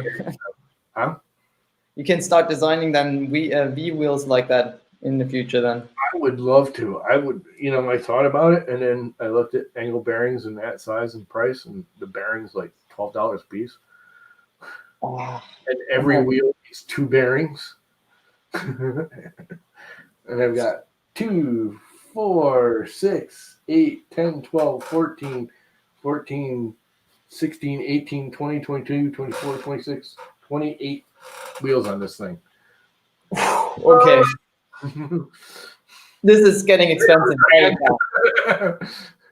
And I'm using mini wheels, because that's the other thing. Everyone's like, if you use the mini wheels, again, you have the play in the bearing.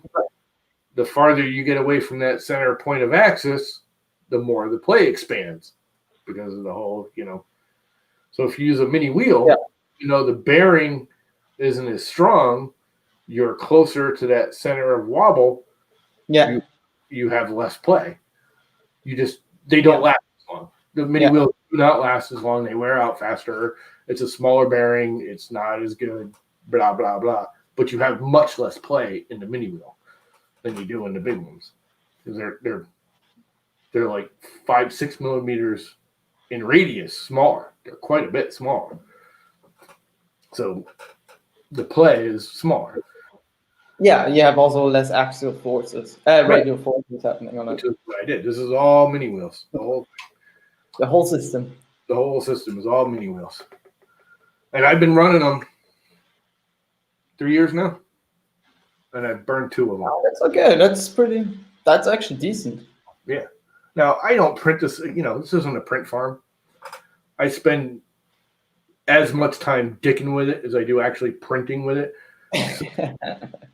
Seriously, though, I mean, to be honest, but that's how it actually prints every day and does stuff. It's probably got more time in a year than I do on this thing in 3 years.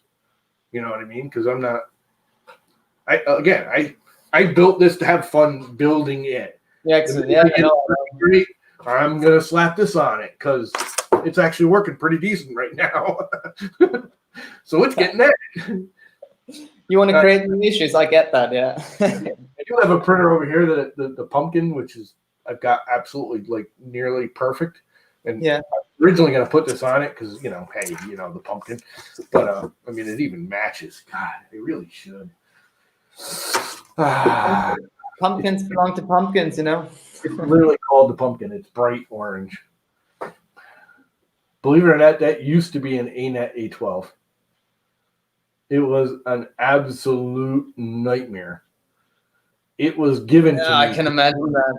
But probably you pimped it all the way through. The person that had it could not ever get it to print a single thing since day one. Couldn't do it. And the number one reason is the bed is it's a 300 millimeter bed, but the way they mounted it, the bed rods are like 1,000 millimeters long. That bed is almost a full meter in length. And they used 8 millimeter rods. Yeah, so the bed was literally doing this. It would dip down and then raise back up. And he just didn't see it. The minute I, pulled it out of the box and I picked it up and I put the rod on the table and it went the dump, I was like, that's no good. And I put rails and mini wheels on it. I use all mini wheels. I don't use big wheels. Rails? Like what kind of rails? You mean linear rail? 2020, aluminum rail. Not okay. Just V-groove. Yeah, okay. And it's been fine ever since. And I mean, there's not much left on it that's ANET. Even the tower, they had wheels on the tower. It was regular T grooved wheels with a single bearing with like a nylon washer that snapped onto the bearing that rode in that D-groove. It was the sloppiest thing I couldn't believe how sloppy it was. And then to tension it, there was no eccentric nut or anything. You just slid it over and tightened it up. So the minute it got up and started binding, it would just slide back out again. It wouldn't stay tensioned. Like every time you'd start printing with it, you'd have to retension all the wheels. It was just such a miss. It's like my first print, I had to re-level for every print the bed. Yeah. And the board, the A-net boards, that was my biggest thing. The extruder would skip. And we've had this discussion. Usually when the extruder skips, it's something else down the line. Well, it was something else down the line. It was the board. It was not sending, I finally figured out it was not sending enough juice. The actual that's extruder, stepper driver was set at like 3.5 volts or something like that. Okay, that's a bit low. Very low. 3.5 volts or something like that, which wasn't enough to drive the extruder. There was no pod to turn. You couldn't adjust it. That was it. It was hard set. On all the A-net boards back then, you could not adjust any of the V-reps on any of the stepper drivers on their boards. You got it, whatever they set it at the factory, that's it. Okay, so that's very smart. Basically useless because you couldn't use that extruder. Yeah, and any other extruder for that matter. Yeah, no, you couldn't even, it was just useless. The board's useless. It's not even like you could pull the stepper driver off because it was soldered on. And there was no adjustment. I'm the pain of doing that. Maybe they said it in the firmware, but I don't think during that time they had SPI or UROD. Nope. No, I don't think so. That was an piece of junk, A-net. I think it was a 128 board, just like, the old Cure, they all did back then. So what board did you put on there then? A Rambo or? It's got an MKS Gen L on it. Oh, okay. But honestly, it's still probably my favorite board of all time. Really? It just works. It's not the best. It's not the worst. You just you plug the stepper drivers in it. You load it up. Especially if you're still using the old Adreno instead of using VS Code, it just works. Yeah. It still just works. Oh yeah, I agree. It definitely works, but it's not the best board you can buy.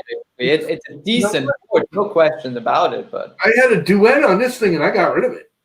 What? I cannot stand a Duet. Why not? I shouldn't say that. It's a very nice board. It's a very well built board. It's a good board for E3D tool changers and people that want to play with super high-end stuff. For your average everyday printer, for a guy, I'm not a big firmware guy. I can build hardware all day long. You can give me like the mechanics of your extruder and I can take it apart and go, yeah, that makes sense. Put it back together or go, that's wrong. That's, you know what I mean? Mechanically, I can figure out most things like in moments, just looking at it going, yeah, that'll work or that won't work, within reason, obviously. When it comes to like firmware and diddling with, now, and that's what the Duet's all about. It's all about fiddling with the firmware more than the hardware. And I'm a hardware guy. Yeah. You could say that, yeah. The firmware, because it's super easy to change the config files, to adjust the currents to the stepper motors. But if you start building a 3D printer on your own, it's yeah. Yeah, and again, if you're gonna build one and you know what you're doing with firmware and software and all that stuff, and they have very strong features. I'm not great at the firmware and stuff.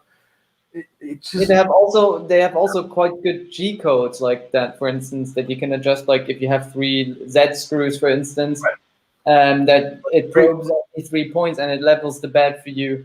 Or evens it out. So that's trim the bed basically. Yeah. If you looked at version, that's quite strong. Their latest firmware, version 3, they've made it. It used to be like super easy. You just put all your stuff in, and you literally had this G code file. It's about that big, and that was your firmware load. People don't realize it's not your firmware; it's your firmware load. The firmware is on the board. It never really changes unless you do an actual firmware upgrade. All that is a reference file that it reads every time. A config file, yeah. Okay. You can adjust all your settings on the fly, blah, blah, blah. It was great. Well, with the new one, they set it up because it's more for the tool changers, and they've made it so much more complicated because now it used to just be like, here's my extruder, this is what it does, this is how many steps it takes, boom, done. Now you got to be like, it's actually port A now. You got to tell it what port on the board you're using, which driver, why it's doing it. I mean, there's like, it used to just be like one line with like 4 settings. Now it's like 10 lines with 20 million settings because you actually have to identify the board now with the Duet with version 3 of the firmware, which is no thanks. See, bye. I did it. I got it working, but I never. Firmware 3 it wasn't for you. Okay, fair enough. Yeah, I get that. It's once I put firmware, that was the biggest mistake. If I'd have left firmware version 2 on it, I'd probably still have it. But I had the SKR. Download the old versions, you know. Yeah. There's nothing wrong with it. They still support version 2. Version 3 was made for, but I'm one of those guys. Oh, look, new version. New firmware, it must be better. Gotta have it, you know. Everyone says you gotta have it, and that was the dumbass that said, "Yeah, no, don't do it unless you're building like a tool changer or a rail core or something that needs all the features that. Otherwise, just stick with version 2 on the Duet Wi-Fi's, and you'll be fine." And again, they still support version 2. They're still updating it. Version 3 is for the Wi-Fi 3, the Duet 3, and Duet 2's for rail cores and tool changers, and where you want all those extra settings. Yeah, that's true. It's a bit more advanced now. Yeah, more advanced, not just a bit. It used to be I would literally do my firmware and copy and paste it. It would literally be less than a page, and now it's like 4 pages. That's how much more crap they've added. Because I would, that's how I'd save it. I'd print it out. Literally print out on paper, and that way, if I said, "Oh, I screwed this up or that up," I got it right there on paper. I could circle it and analyze it, whatever. I'm a paper guy. I'm old. Well, it's always good to have notes, I still do it as well on paper. Don't use Duet 3 unless you know what the hell you're doing. Yeah, or you want to do something special, yeah. Yeah. What am I going to do with this extruder wire?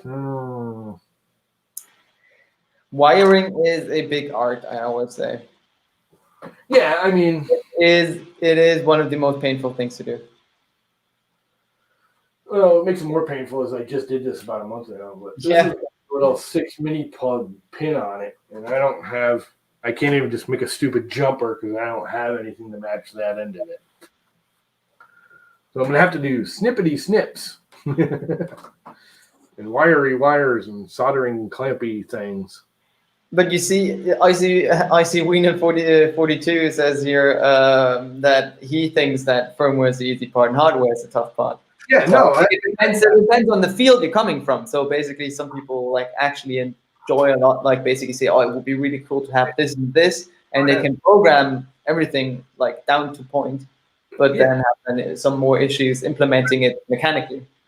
I sold it to Walter, Country 3D down there in Florida. Yeah, I sold it to him. The dude does coding for a living. That's what he does. Yeah, that's freaking backwood freaking hick.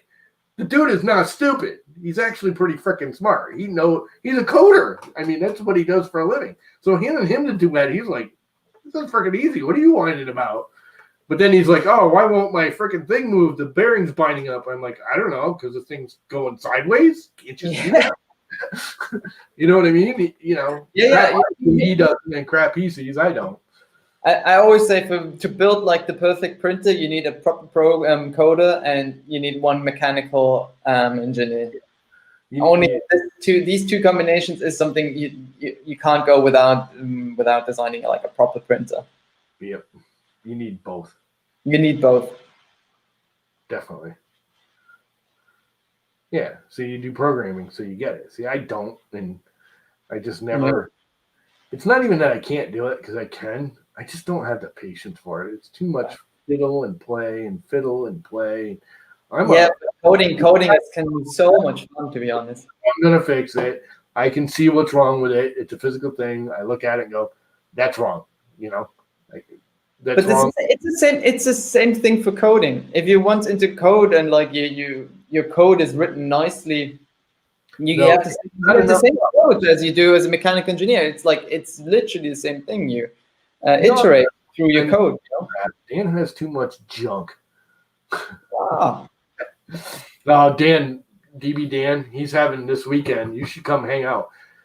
He's having his 250/500 member giveaway, and he started out with printed solid, going, "Hey, dude, I want to buy a $50 gift card to give away," and it has ballooned like everybody's gotten in. It started out as if I hit 250, he's well over 500 now. What are you, like 550 or something? And you know, he's not a YouTuber. He just like hangs out like we are right now and just BS's it on the average night. Yeah, it's just like hanging out. It's like back in the day when we call up and go, "Dude, you want to come over and hang out and play cards?" You know. But anyway, a bit like it's also like country basement then, basically. Yeah, and he just hangs out, and all of a sudden he's got over $1,800 worth of prizes, including a Prusa Mini.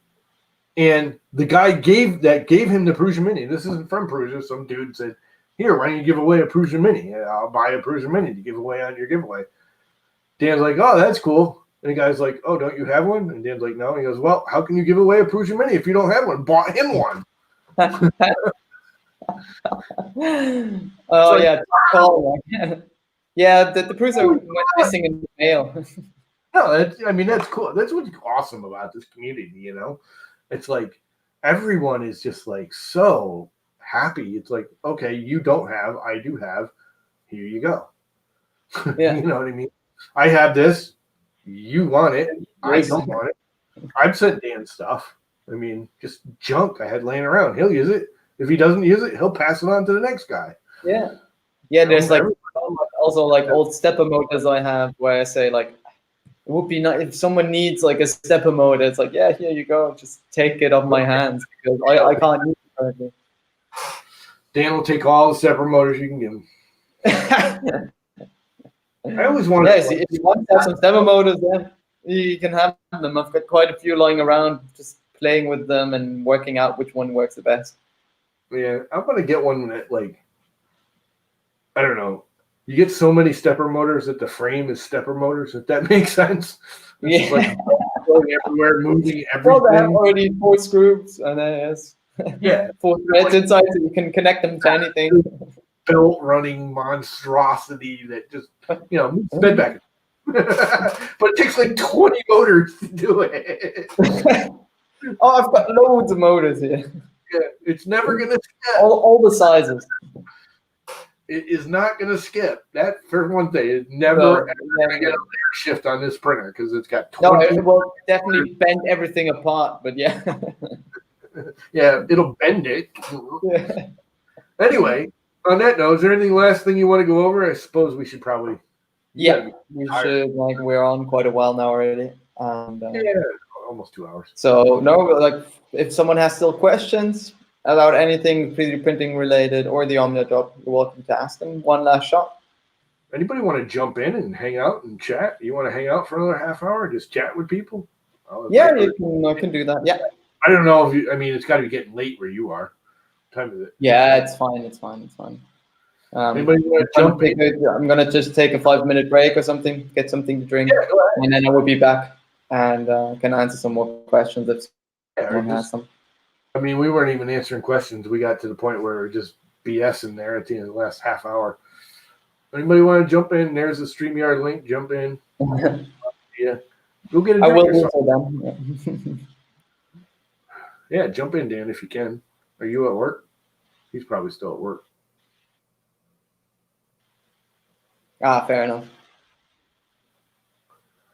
Anyway, Havoc's home. Go ahead, David. Jump in, Dave. You got a camera. One last question. We'll answer all the questions you want. I think this thing's going to be awesome. That's my prediction. Yeah, I'm already keen to know how what you think of it in the end. Just do an honest review and all downsides and upsides, you know.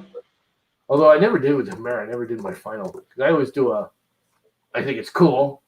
I'm going to put it on my printer video like I did the other day. I don't know if you got a kick out of that where I fast forward everything. It's literally, not 3 minutes. Did you lock up? I think you locked up. You combine the OmniaDrop motor to a specific mount. Motor or the extruder?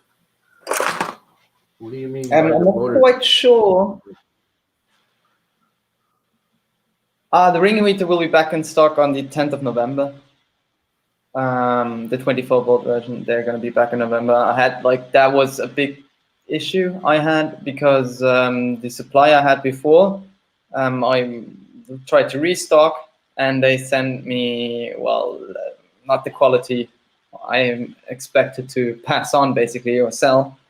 So, and they thought that the quality was fine and we couldn't agree on that. And so I had to start looking for different suppliers, but that was very, very, very difficult to get them exactly the way they were before. So I started to redesign them, and now they use only the 24-volt version. The 12-volt is going to be progressively going to be switched over to that as well, but it will have the 24-volt version will have a nickel copper plated housing, and inside there is a round ceramic heater inside. And then I had to find the proper, basically glue you have to find, heat transfer glue, to put that to glue the ceramic heater into the nickel copper housing. So that had to be tested at least 4 months, so stress tested. So every 10 minutes it heats up, cools down, heats up, cool down, heats up, cools down, and you do that for a month on end just to see that the glue sticks, that nothing breaks. So you stress test them constantly. And yeah, so after that, getting that finally sorted, I started ordering them, and they should be back in stock then on 10th of November. There is a set screw there. Is that thermistor replaceable, or is that just glued in there? Yeah, you can if you the small thread screw, if you unscrew one turn or something, you could. Yeah. I was that one, and that was it. I mean, they're not that expensive at the point. You can replace it with the mister, so if something happens, but they shouldn't. Yeah, they've sent me a mock-up. So I understand your question, but do you mean that you want to have a bracket in between the extruder, the stepper motor, and then the extruder body? Or do you want to make it mountable like they did with the Chimeras, which hate relationship with that. I love the concept. I hate their methodology. So that is, in theory, the thing is with printing the parts yourself is one of the major issues I basically have with that, and that's I did a test run. There was very early on after the what was it, review from Chris Riley, I think, in the 3D Print General. There was a lot of criticism asking, it's 3D printed parts, I can print them myself, and I get that. I would probably say the same. 3D printed, I can 3D print, but the gears on the planetary gear system there are yet not that small like on a Chimera or something, but still for a printed part quite small. And so if you don't print them, have a proper extrusion multiplier, so you first have to calibrate your extrusion multiplier. Then you have to have an 0.25 millimeter nozzle. Better would be even 0.2, but 0.25 works as well. But that's the absolute maximum. And then the extrusion width for the main body has to not be more than 0.3 millimeters. And for the gears here, you actually have to go down to 0.25. So not under extrude, but make it even more narrow, so that the tooth profiles are exactly how the 3D model shows them. Because if you use an 0.4 millimeter nozzle, the tooth profile gets kind of smeared, I would say, or it doesn't come out properly. And then instead of that, because the gears they drive not on the tooth tip, but obviously on the on the sides of the tooth. So when the tooth mesh, it's basically the contact point on the teeth itself, the tip of the teeth, but are obviously the yeah, exactly. So you get what I say.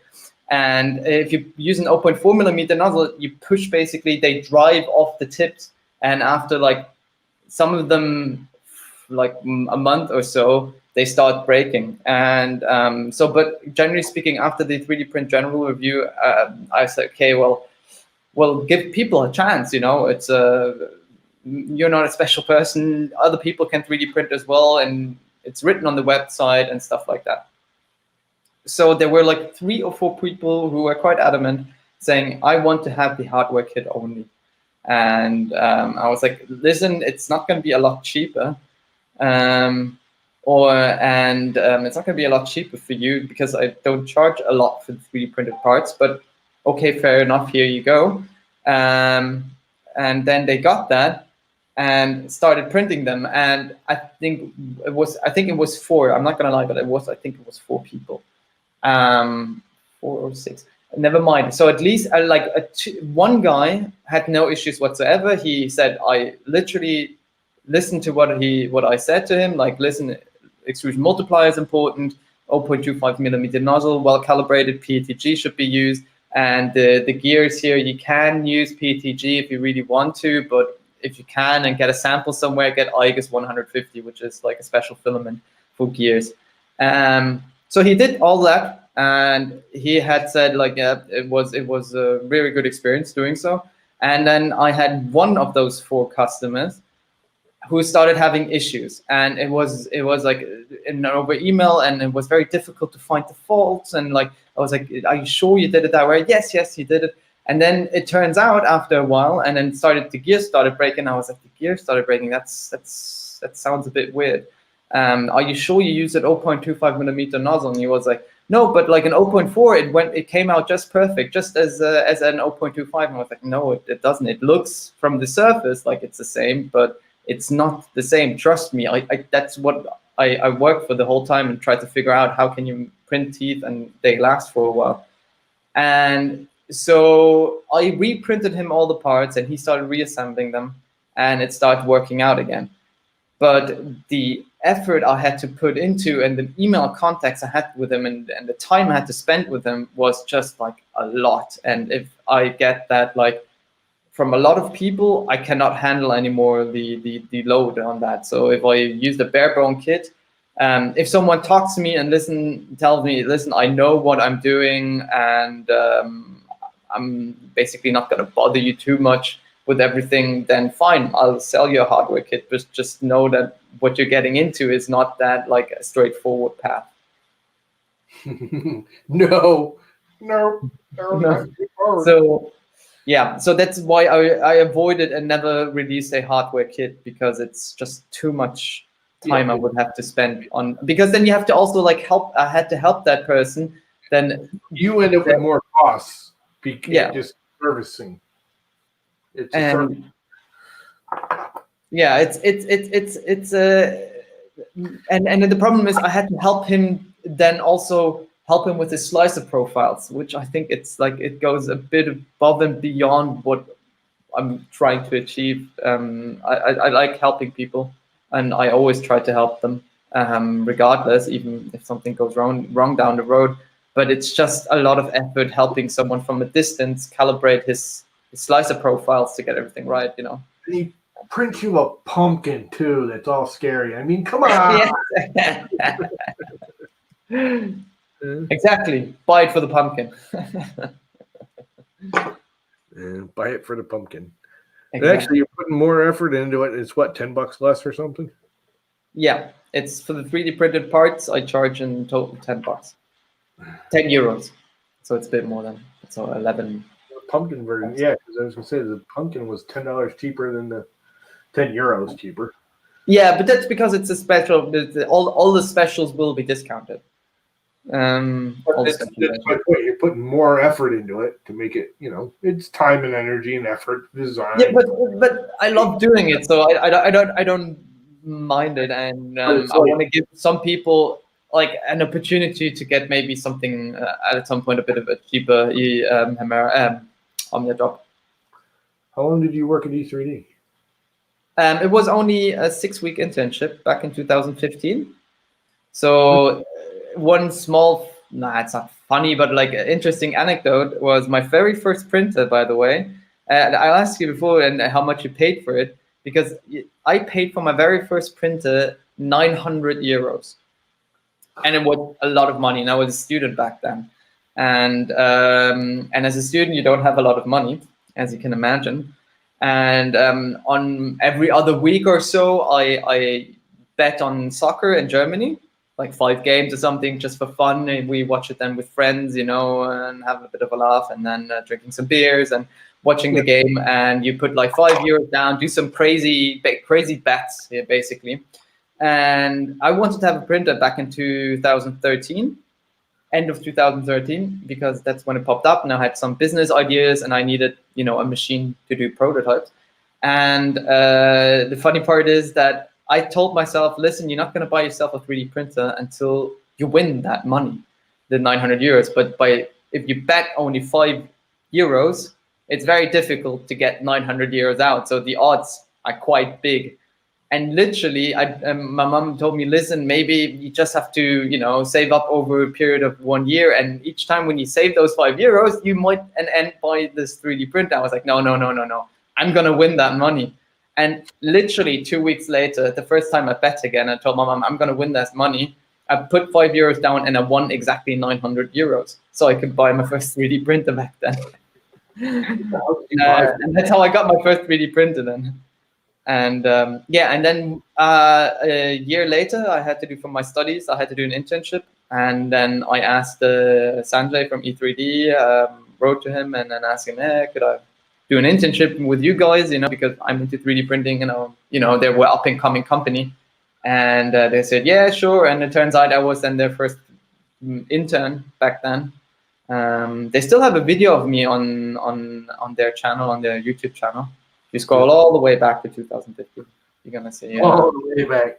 You can see a video of me while I show, because I investigated like the Chimera and how like support materials and what kind of different support materials you can use, and how they work and stuff, like what kind of settings you have to find to fine tune everything, and what settings work, what don't settings work, and so on and so forth.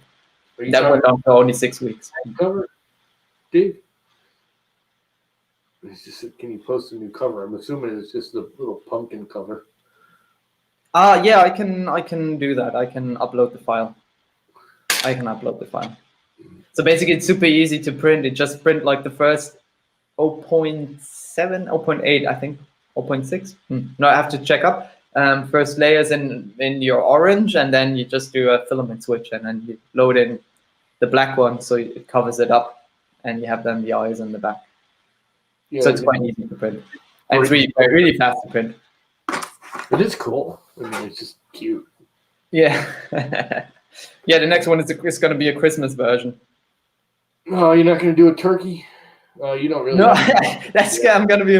I can't do it every month, but I'm doing for Christmas. I intended to do, and the next maybe Valentine's Day. I don't know.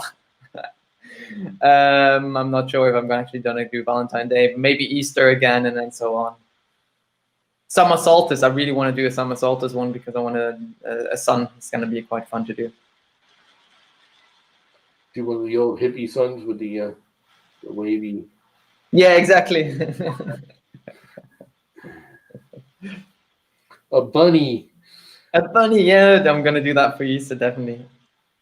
Bunny is going to be for Christmas. And for Christmas, maybe Christmas tree or some ornament. I don't know. A star, maybe. I'm not sure yet. I still think about it. I have to also look for the right colors to do so. Yeah. The Christmas tree might be hard unless you're just doing the one green. Doing multiple. Yeah, colors. But like, the simple one is like like the one that goes up and then up. You're not gonna have like 18 different lights and bulbs on it, a star on top, all different colors. Yeah, okay, that's gonna be. It's gonna be just usually simple shapes. It's gonna be time to buy a tool changer if you're gonna do that. That's about you have all the Christmas specials on there, all the celebration specials on there. Yeah. So do you print all your parts on your own extruder? I'm assuming you do. Yeah. Basically, there are like 3 precursors over there that all have the OmniaDrops on there. So, and that's how I also check their longevity and stuff like that. And that's how I noticed that I needed to send an upgrade kit to back the users that had a kit that had Loctite on the screws on them, because otherwise I noticed that the gears get loose. You don't really notice it. You don't notice it in print quality, but I was like, okay, the wear is going to be drastic over like a longer period of time. After probably a year or 1.5 years, you probably get some backlash in theory if you don't tighten them down, probably with some Loctite. So that's how I noticed it. And then I sent upgrade kits to all the users back then so they can upgrade it. You're not using lock nuts anymore. You're using Loctite. I use the lock nuts combined with Loctite. Oh, I got it. So that thing, it's very tough to get them apart. I think I overdid it on the Loctite because I was like, yeah, it has to be at least like strong, But it probably turns out I'm experimenting that like low strength would be even enough. Could be. Well, you just break it and print a new one. Yeah, exactly. It's funny because you look at it, this black, you should do more in the black because the white looks 3D printed. This doesn't really, I know it is looking at it. It kind of looks molded. Looks injected. Yeah, it's like 0.25 millimeter nozzle, 4 perimeters, and 0.1 millimeter layer height. So it's extremely fine detail. Yeah. Did you sand this back face, or is that? Oh no, that's gonna. Oh yeah, the back face I sanded. I usually always sand the back face, so I'm sure that it's really flat because you're gonna mount it to something flat. So I really want to make sure that it's against it flat. So if you see there some like sanding scratches or something like that, that's normal. But since it's anyways attached then to something, you're never gonna see it again. So. I don't know. Works for me. I think the thing's brilliant. That's why I was like whining. And you were like, oh, yeah, I'll give you one. He's like, oh, okay. Fine. Little whiner, shut up. Here you go. So I think it's going to be cool. I'm going to play with it for a while, and I'll do my usual 1 or 2 weeks in review. And, yeah, exactly. You can take your time. A 6 month and a 1 year with the Hemaras, and exactly. The world came crashing down and things changed. I never did them for the Hemaras. I did my, opening the box first impression. Yeah, I saw that one. Yeah, I had it for a month or two. I think I did a reel, and I don't know. Well, I have a love. You can do that now, then. Yeah. Oh, it'll definitely get a comparison video. Yeah, exactly. That's something I was hoping for at some point, that someone actually compares it 1-to-1, say that works better with the Hemera, that works better with the OmniaDrop, something like that. There are, and I'm going to really iterate this with you, that there's so many people now with Hemera mount plates, special made. Like, there's guys making bucks off of just building plates to put Hemeras on, Creality products. There's buttloads of them now. There's one guy really good, and there's a bunch of cheapo. Everyone's making a custom Hemera plate. So now that you have this, and it's all. Yeah, it's basically now you can just switch them out. You can say, hey, I want the Hemera mount, and you can say, okay, I got it. Here it is. Yeah. It's like, anyways, if you have not sure how you can attach the OmniaDrop to your printer, you can always contact me and then ask me, and we'll figure something out. That's the one thing I think that's really cool about this, is that you can customize it any way you want. You can also mirror them. So if you want to have a mirrored version, that's also not an issue. So you can do that as well. That doesn't change anything for me. I love the Hemera because of its mounting concept. I also hate Hemera because of its mounting concept. But it's like that you actually have to really design very closely. The screw length is a bit, I think, annoying. So if you get the wrong screw, it's like, no, and you can't do anything after that. Like if you make this one mistake, and everybody does mistakes, I make mistakes constantly. But you break that mount. Dude, it's like fuck. How do I change that now? Like, what can I do to save it? It's like, Yeah. okay, maybe you can turn around then the motor. You can't even spin it because then all your wires and everything's coming out of the wrong side of the motor. Unless Yeah, you got yeah. you know, and it's only the front and back. It's not the top and bottom, so you couldn't even do a quarter turn. It's either all or nothing. Yeah, It's yeah. All you have to do, yeah. It's a bit.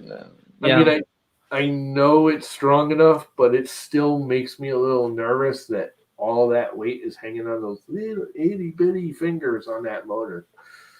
Yeah, it's just like a few threads. Yeah, but like it should suffice. It should suffice. Oh, I'm sure it does. I mean, I don't have a problem with it, but just one of them things. You almost feel like if you whack it too hard, it's going to snap off. No, but I think like that's with every issue you have where you don't use a bit of like this low strength Loctite is that through the vibrations in the printer, if it's like a core XY, let's say, like so the printhead moves in X and Y, the printhead experience a bit more vibrations, and then the screws get a bit more loose, maybe. Yeah. Over time. I don't know. I love the Hemera. It works beautifully. It definitely has. It's a nice extruder. It's a nice concept, definitely, no question about it. I kind of am very interested in the next one. Is that Big Tree Tech, mini version of the Hemera? Yeah, I saw that one, the Neva 17 with like the 7:1 gear ratio. I saw that. It's a NEMA 14, I guess. It's a smaller. Yeah, it's a NEMA 14. It's a NEMA 14 with a 7:1 gear ratio. Yep. Which is quite high because it gets already there is like some sweet spots. It's like if the higher the gear ratio, the slower your retraction is because you have to decrease also the accelerations of your stepper motor. And I don't know what the normal accelerations are of a NEMA 14.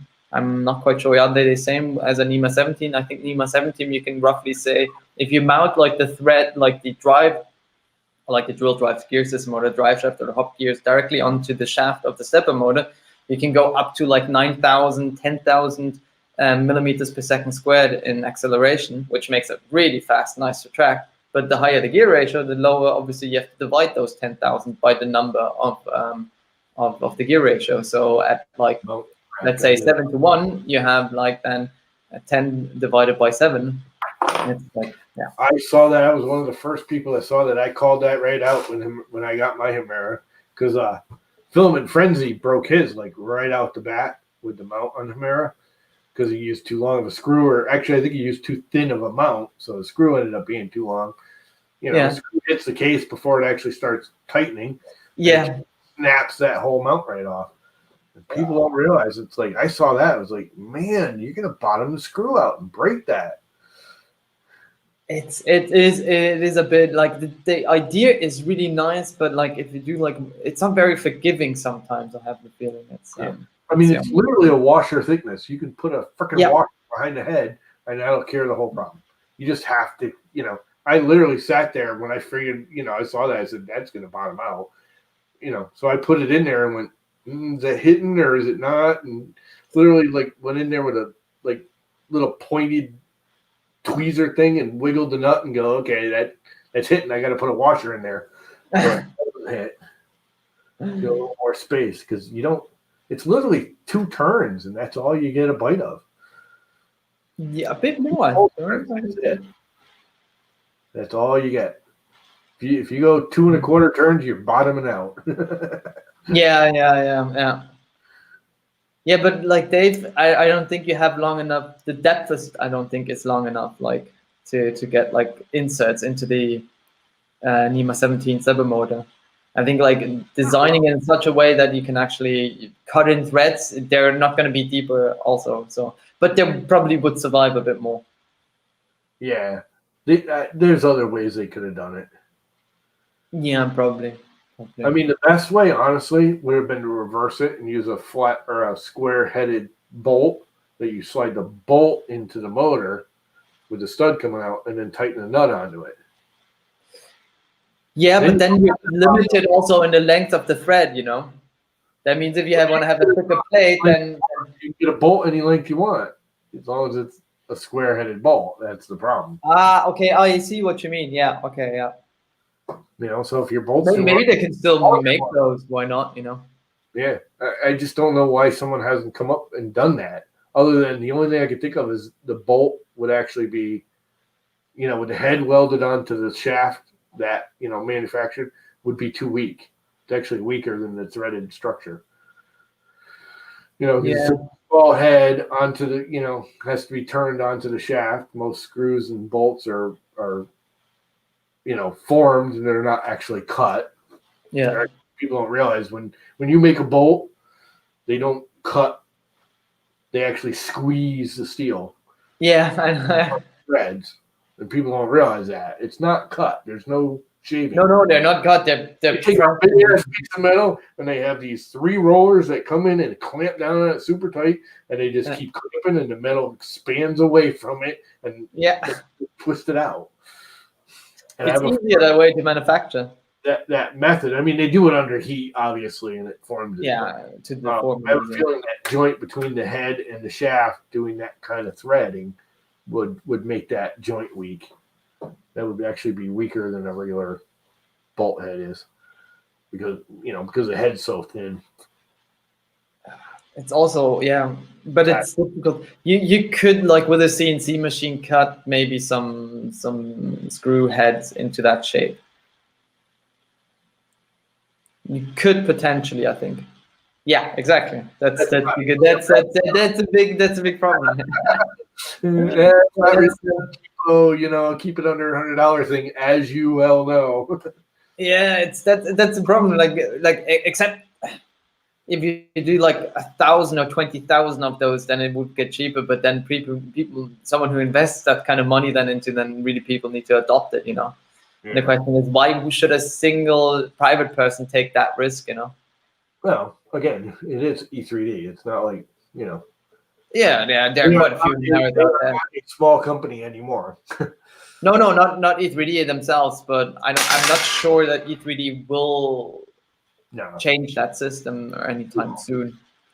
That's one thing. I mean, I've never been the biggest E3D fan. I never had a problem with them. They like them. I just always thought they were kind of the elite stuff that I didn't need. You know what I mean? The V6 is the standard, but you can get a V6 cheapo knockoff and buy a V6 heat break and basically have a V6 for half the money. And you're still kind of supporting the company because you're buying their actual. Yeah, if you buy, like, I would recommend like buying the heat break just because that's like to be very honest, it's like the really key features. What they have is their heat breaks and their nozzles, without a question. The nozzles as well. Don't like they say like cheap nozzles from China. I'm not a huge fan person, to be honest. It's just not the QC is not that good sometimes, and I'm not gonna take a chance on a nozzle, to be honest, and on a heat break as well. Like if you get those two components, the rest of the parts, you know. Yeah,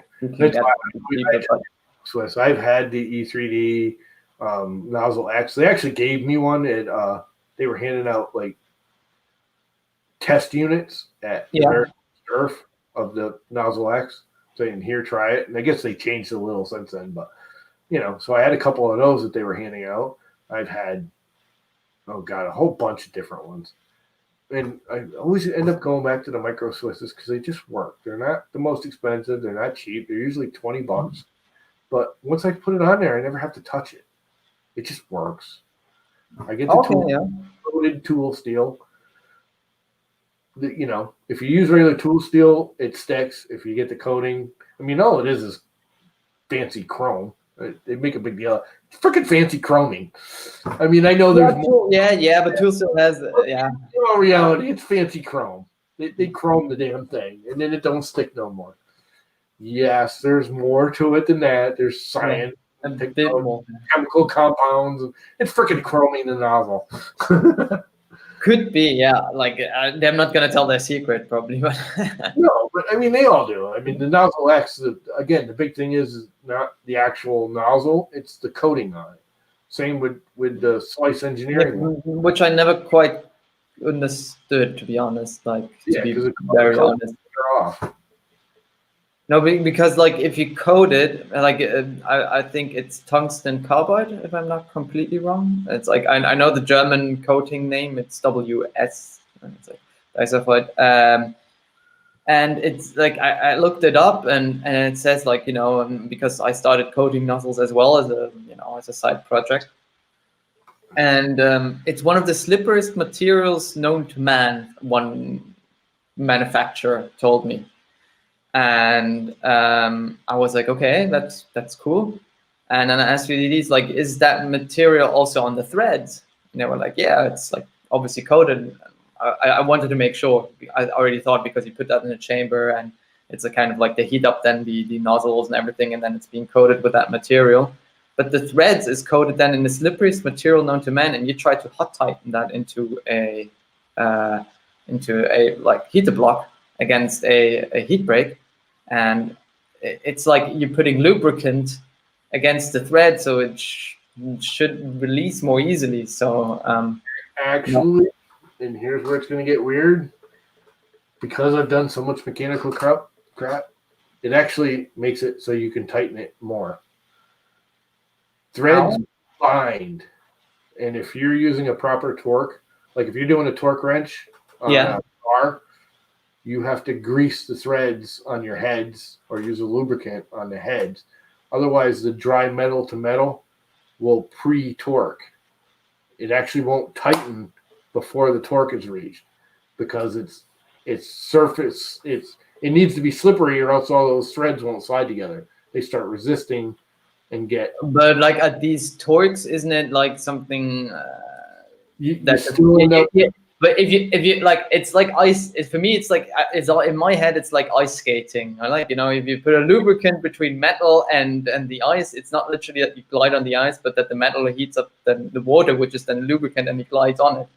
Yeah, it's weird, and you're right, and it's wrong because you can tighten it more so it actually holds better.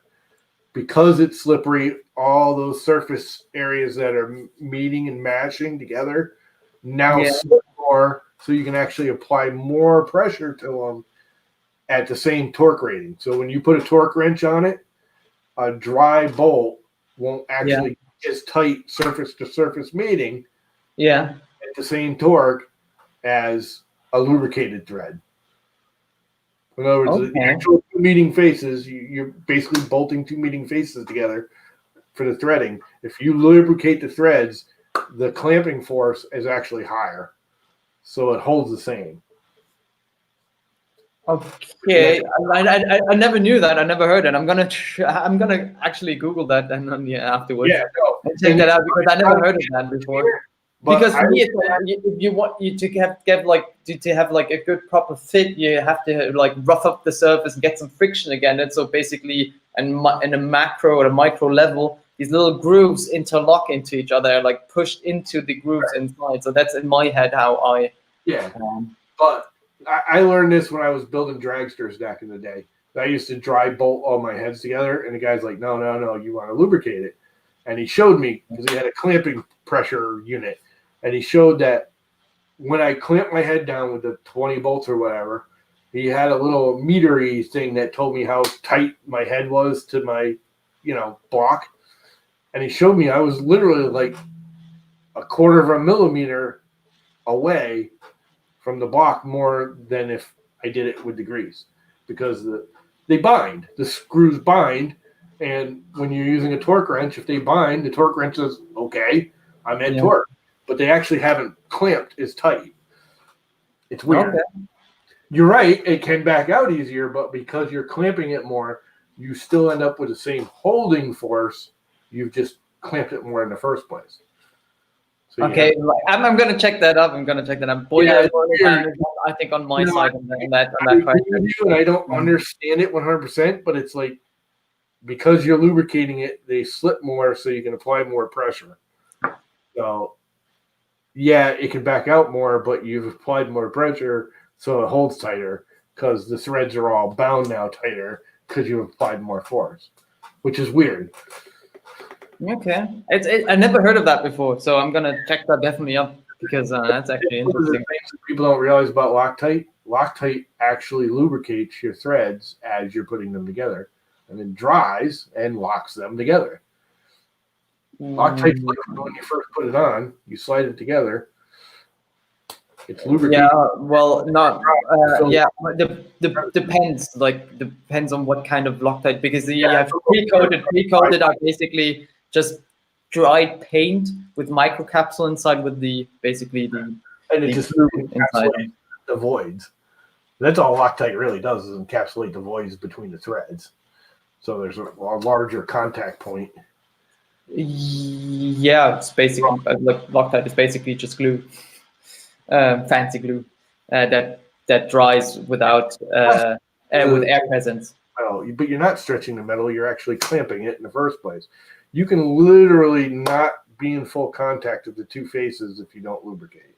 I mean, they got to be really bad threads for that to happen, but in other words, the threads will bind and the two faces will never ever meet, and you get zero clamping force. Yeah, well, if they never meet, then yeah. You're stretching the metal, and you do end up, because you're applying more torque, you're stretching the metal and blah blah blah. Well, it's weird. Look at it, because there's positives and negatives to it, and it depends on the application. Yeah, well, I'm gonna check that out. I'm not in my head. It doesn't quite everything add up, but I'll check that definitely and see what I can find about that. You know, get that extra quarter turn in there, because before the torque wrench would pop. Yeah. Well, at some point you're gonna screw up the head. The torque wrench can let you know how much torque you've applied. You actually get a higher clamping force under the same torque, because the threads aren't binding. You can actually, again, they got to be really crappy, but you can put a bolt in that's, say, rusty, and a torque wrench will pop, and still be up a half an inch if the threads are bound. Or if you lubricate it, they won't bind and they'll go all the way in. That's all. You build a lot of motors, they always lubricate their threads with something. A lot of them have a special tight material that both lubricates it while it's torquing and locks it once it's dried. But most engines are lubricated threads. I did do we did quite a lot of like screw design and stuff like that in my mechanical engineering course at uni. I have to take out my notes again. There's also something on how to torque everything down. I'll check that up. Maybe they wrote something down about that. Carpentry. A lot of times we'll if I don't know if you ever tried to screw a screw into two boards, and as it gets to a certain point, they won't meet together because the threads are binding on both boards. So as you tighten it, both boards are moving together and they never actually clamp together. Where if you lubricate one and you stick it in, we used to use soap, very little soap. Lubricate the screw, you'll actually get the screw in tighter. And like he says, you actually end up stretching them, because you don't always want to soap them unless you have to get the clamping pressure, because you'll usually over torque it with an impact driver and break the screw, because the screw will go in easier. We always lubricate. Yeah, but the thing is, you have to think about it might be the case that with lubricant in a static environment, which doesn't experience just like some gradual forces, this might actually work. But if you have like a system where tiny kind of like if there's constantly on the vibration, like we have in a printer, these vibration will then obviously generate like these are like at its energy, and this energy has to go somewhere. And it could definitely loosen it up too. I don't know. It's just I know in engine, it's lubricated all our drag motors. You lubricate the bolts, like your head bolts, your bearing bolts, everything. You lubricate them. It was just you just did it. We actually used to use grease. A lot of guys used to use the anti-seize, and they would take the old anti-seize, which is just graphite and oil, and they'd add even more oil to it, so it's not as thick. Okay.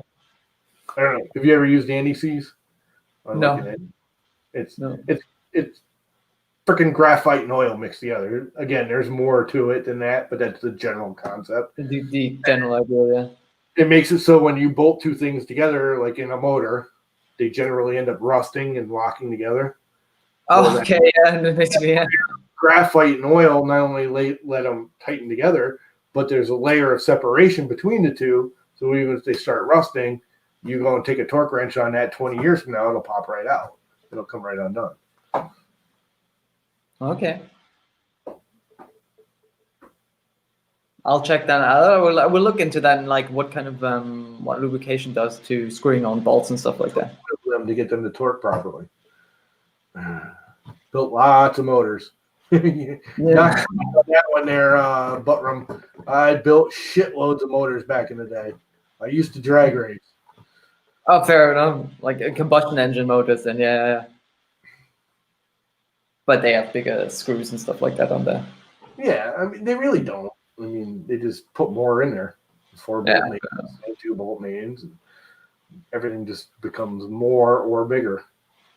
Everything got oiled. Every bolt on a drag motor got oiled or never seized. More of us use never seized to ended up tearing them apart every week because you wind it up and blow it up.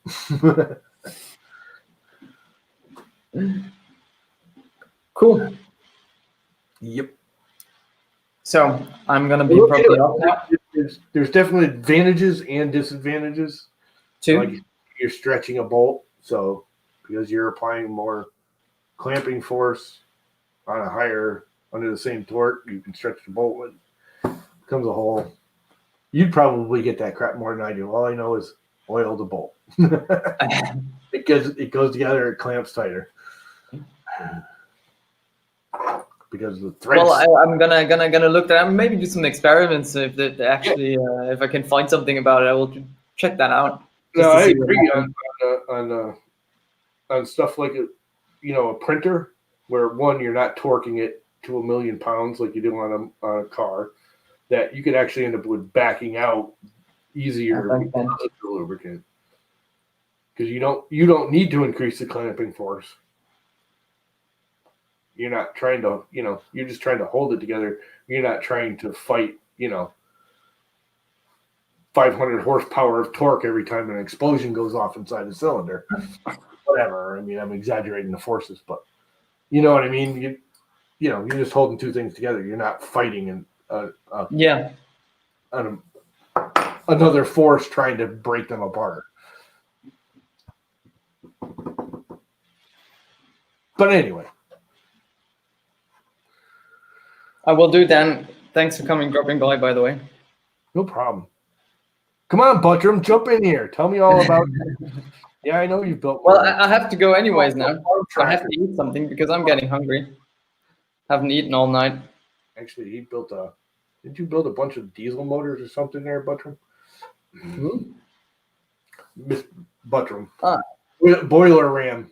Boiler Ram. So we call him Buttrion.com. He's my Wikipedia. Whenever I screw up, he Wikipedia's my ass. So he's your fact checker. Right. Here's your fact checker then. Yeah, like I said, look it up because there. I'll check it up. Disadvantage. So SBC that you got for good price. What was it? An SBC. Going off an SBC. What's an SBC? What the hell is it? Why am I not thinking? SBC. Not sure. What's an SBC, Kit? Single board computer. Oh, okay. I was? You got the wrong guy. He's not the programming guy. Yeah, I'm not a programming computery guy. No. I got a Pi 4 from my brother because my brother's a super duper. His real title is computer scientist.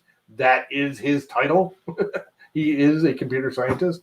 So his company sends him pies for $10. I literally went to get him a pie from him. He's got a dozen of them in his basement just sitting there. I'm like, dude, you got a pie for me? He's like, yeah. All right. Can I have it next time you come down? I was like, sure. Next thing I know, I get one in the mail like 3 days later. He goes, it was cheaper to just buy a new one through the company. Cost me more in gas to drive down there to you. Okay. I was just, the next time he came down, I wouldn't look at to buy it. It's just, you got him laying there.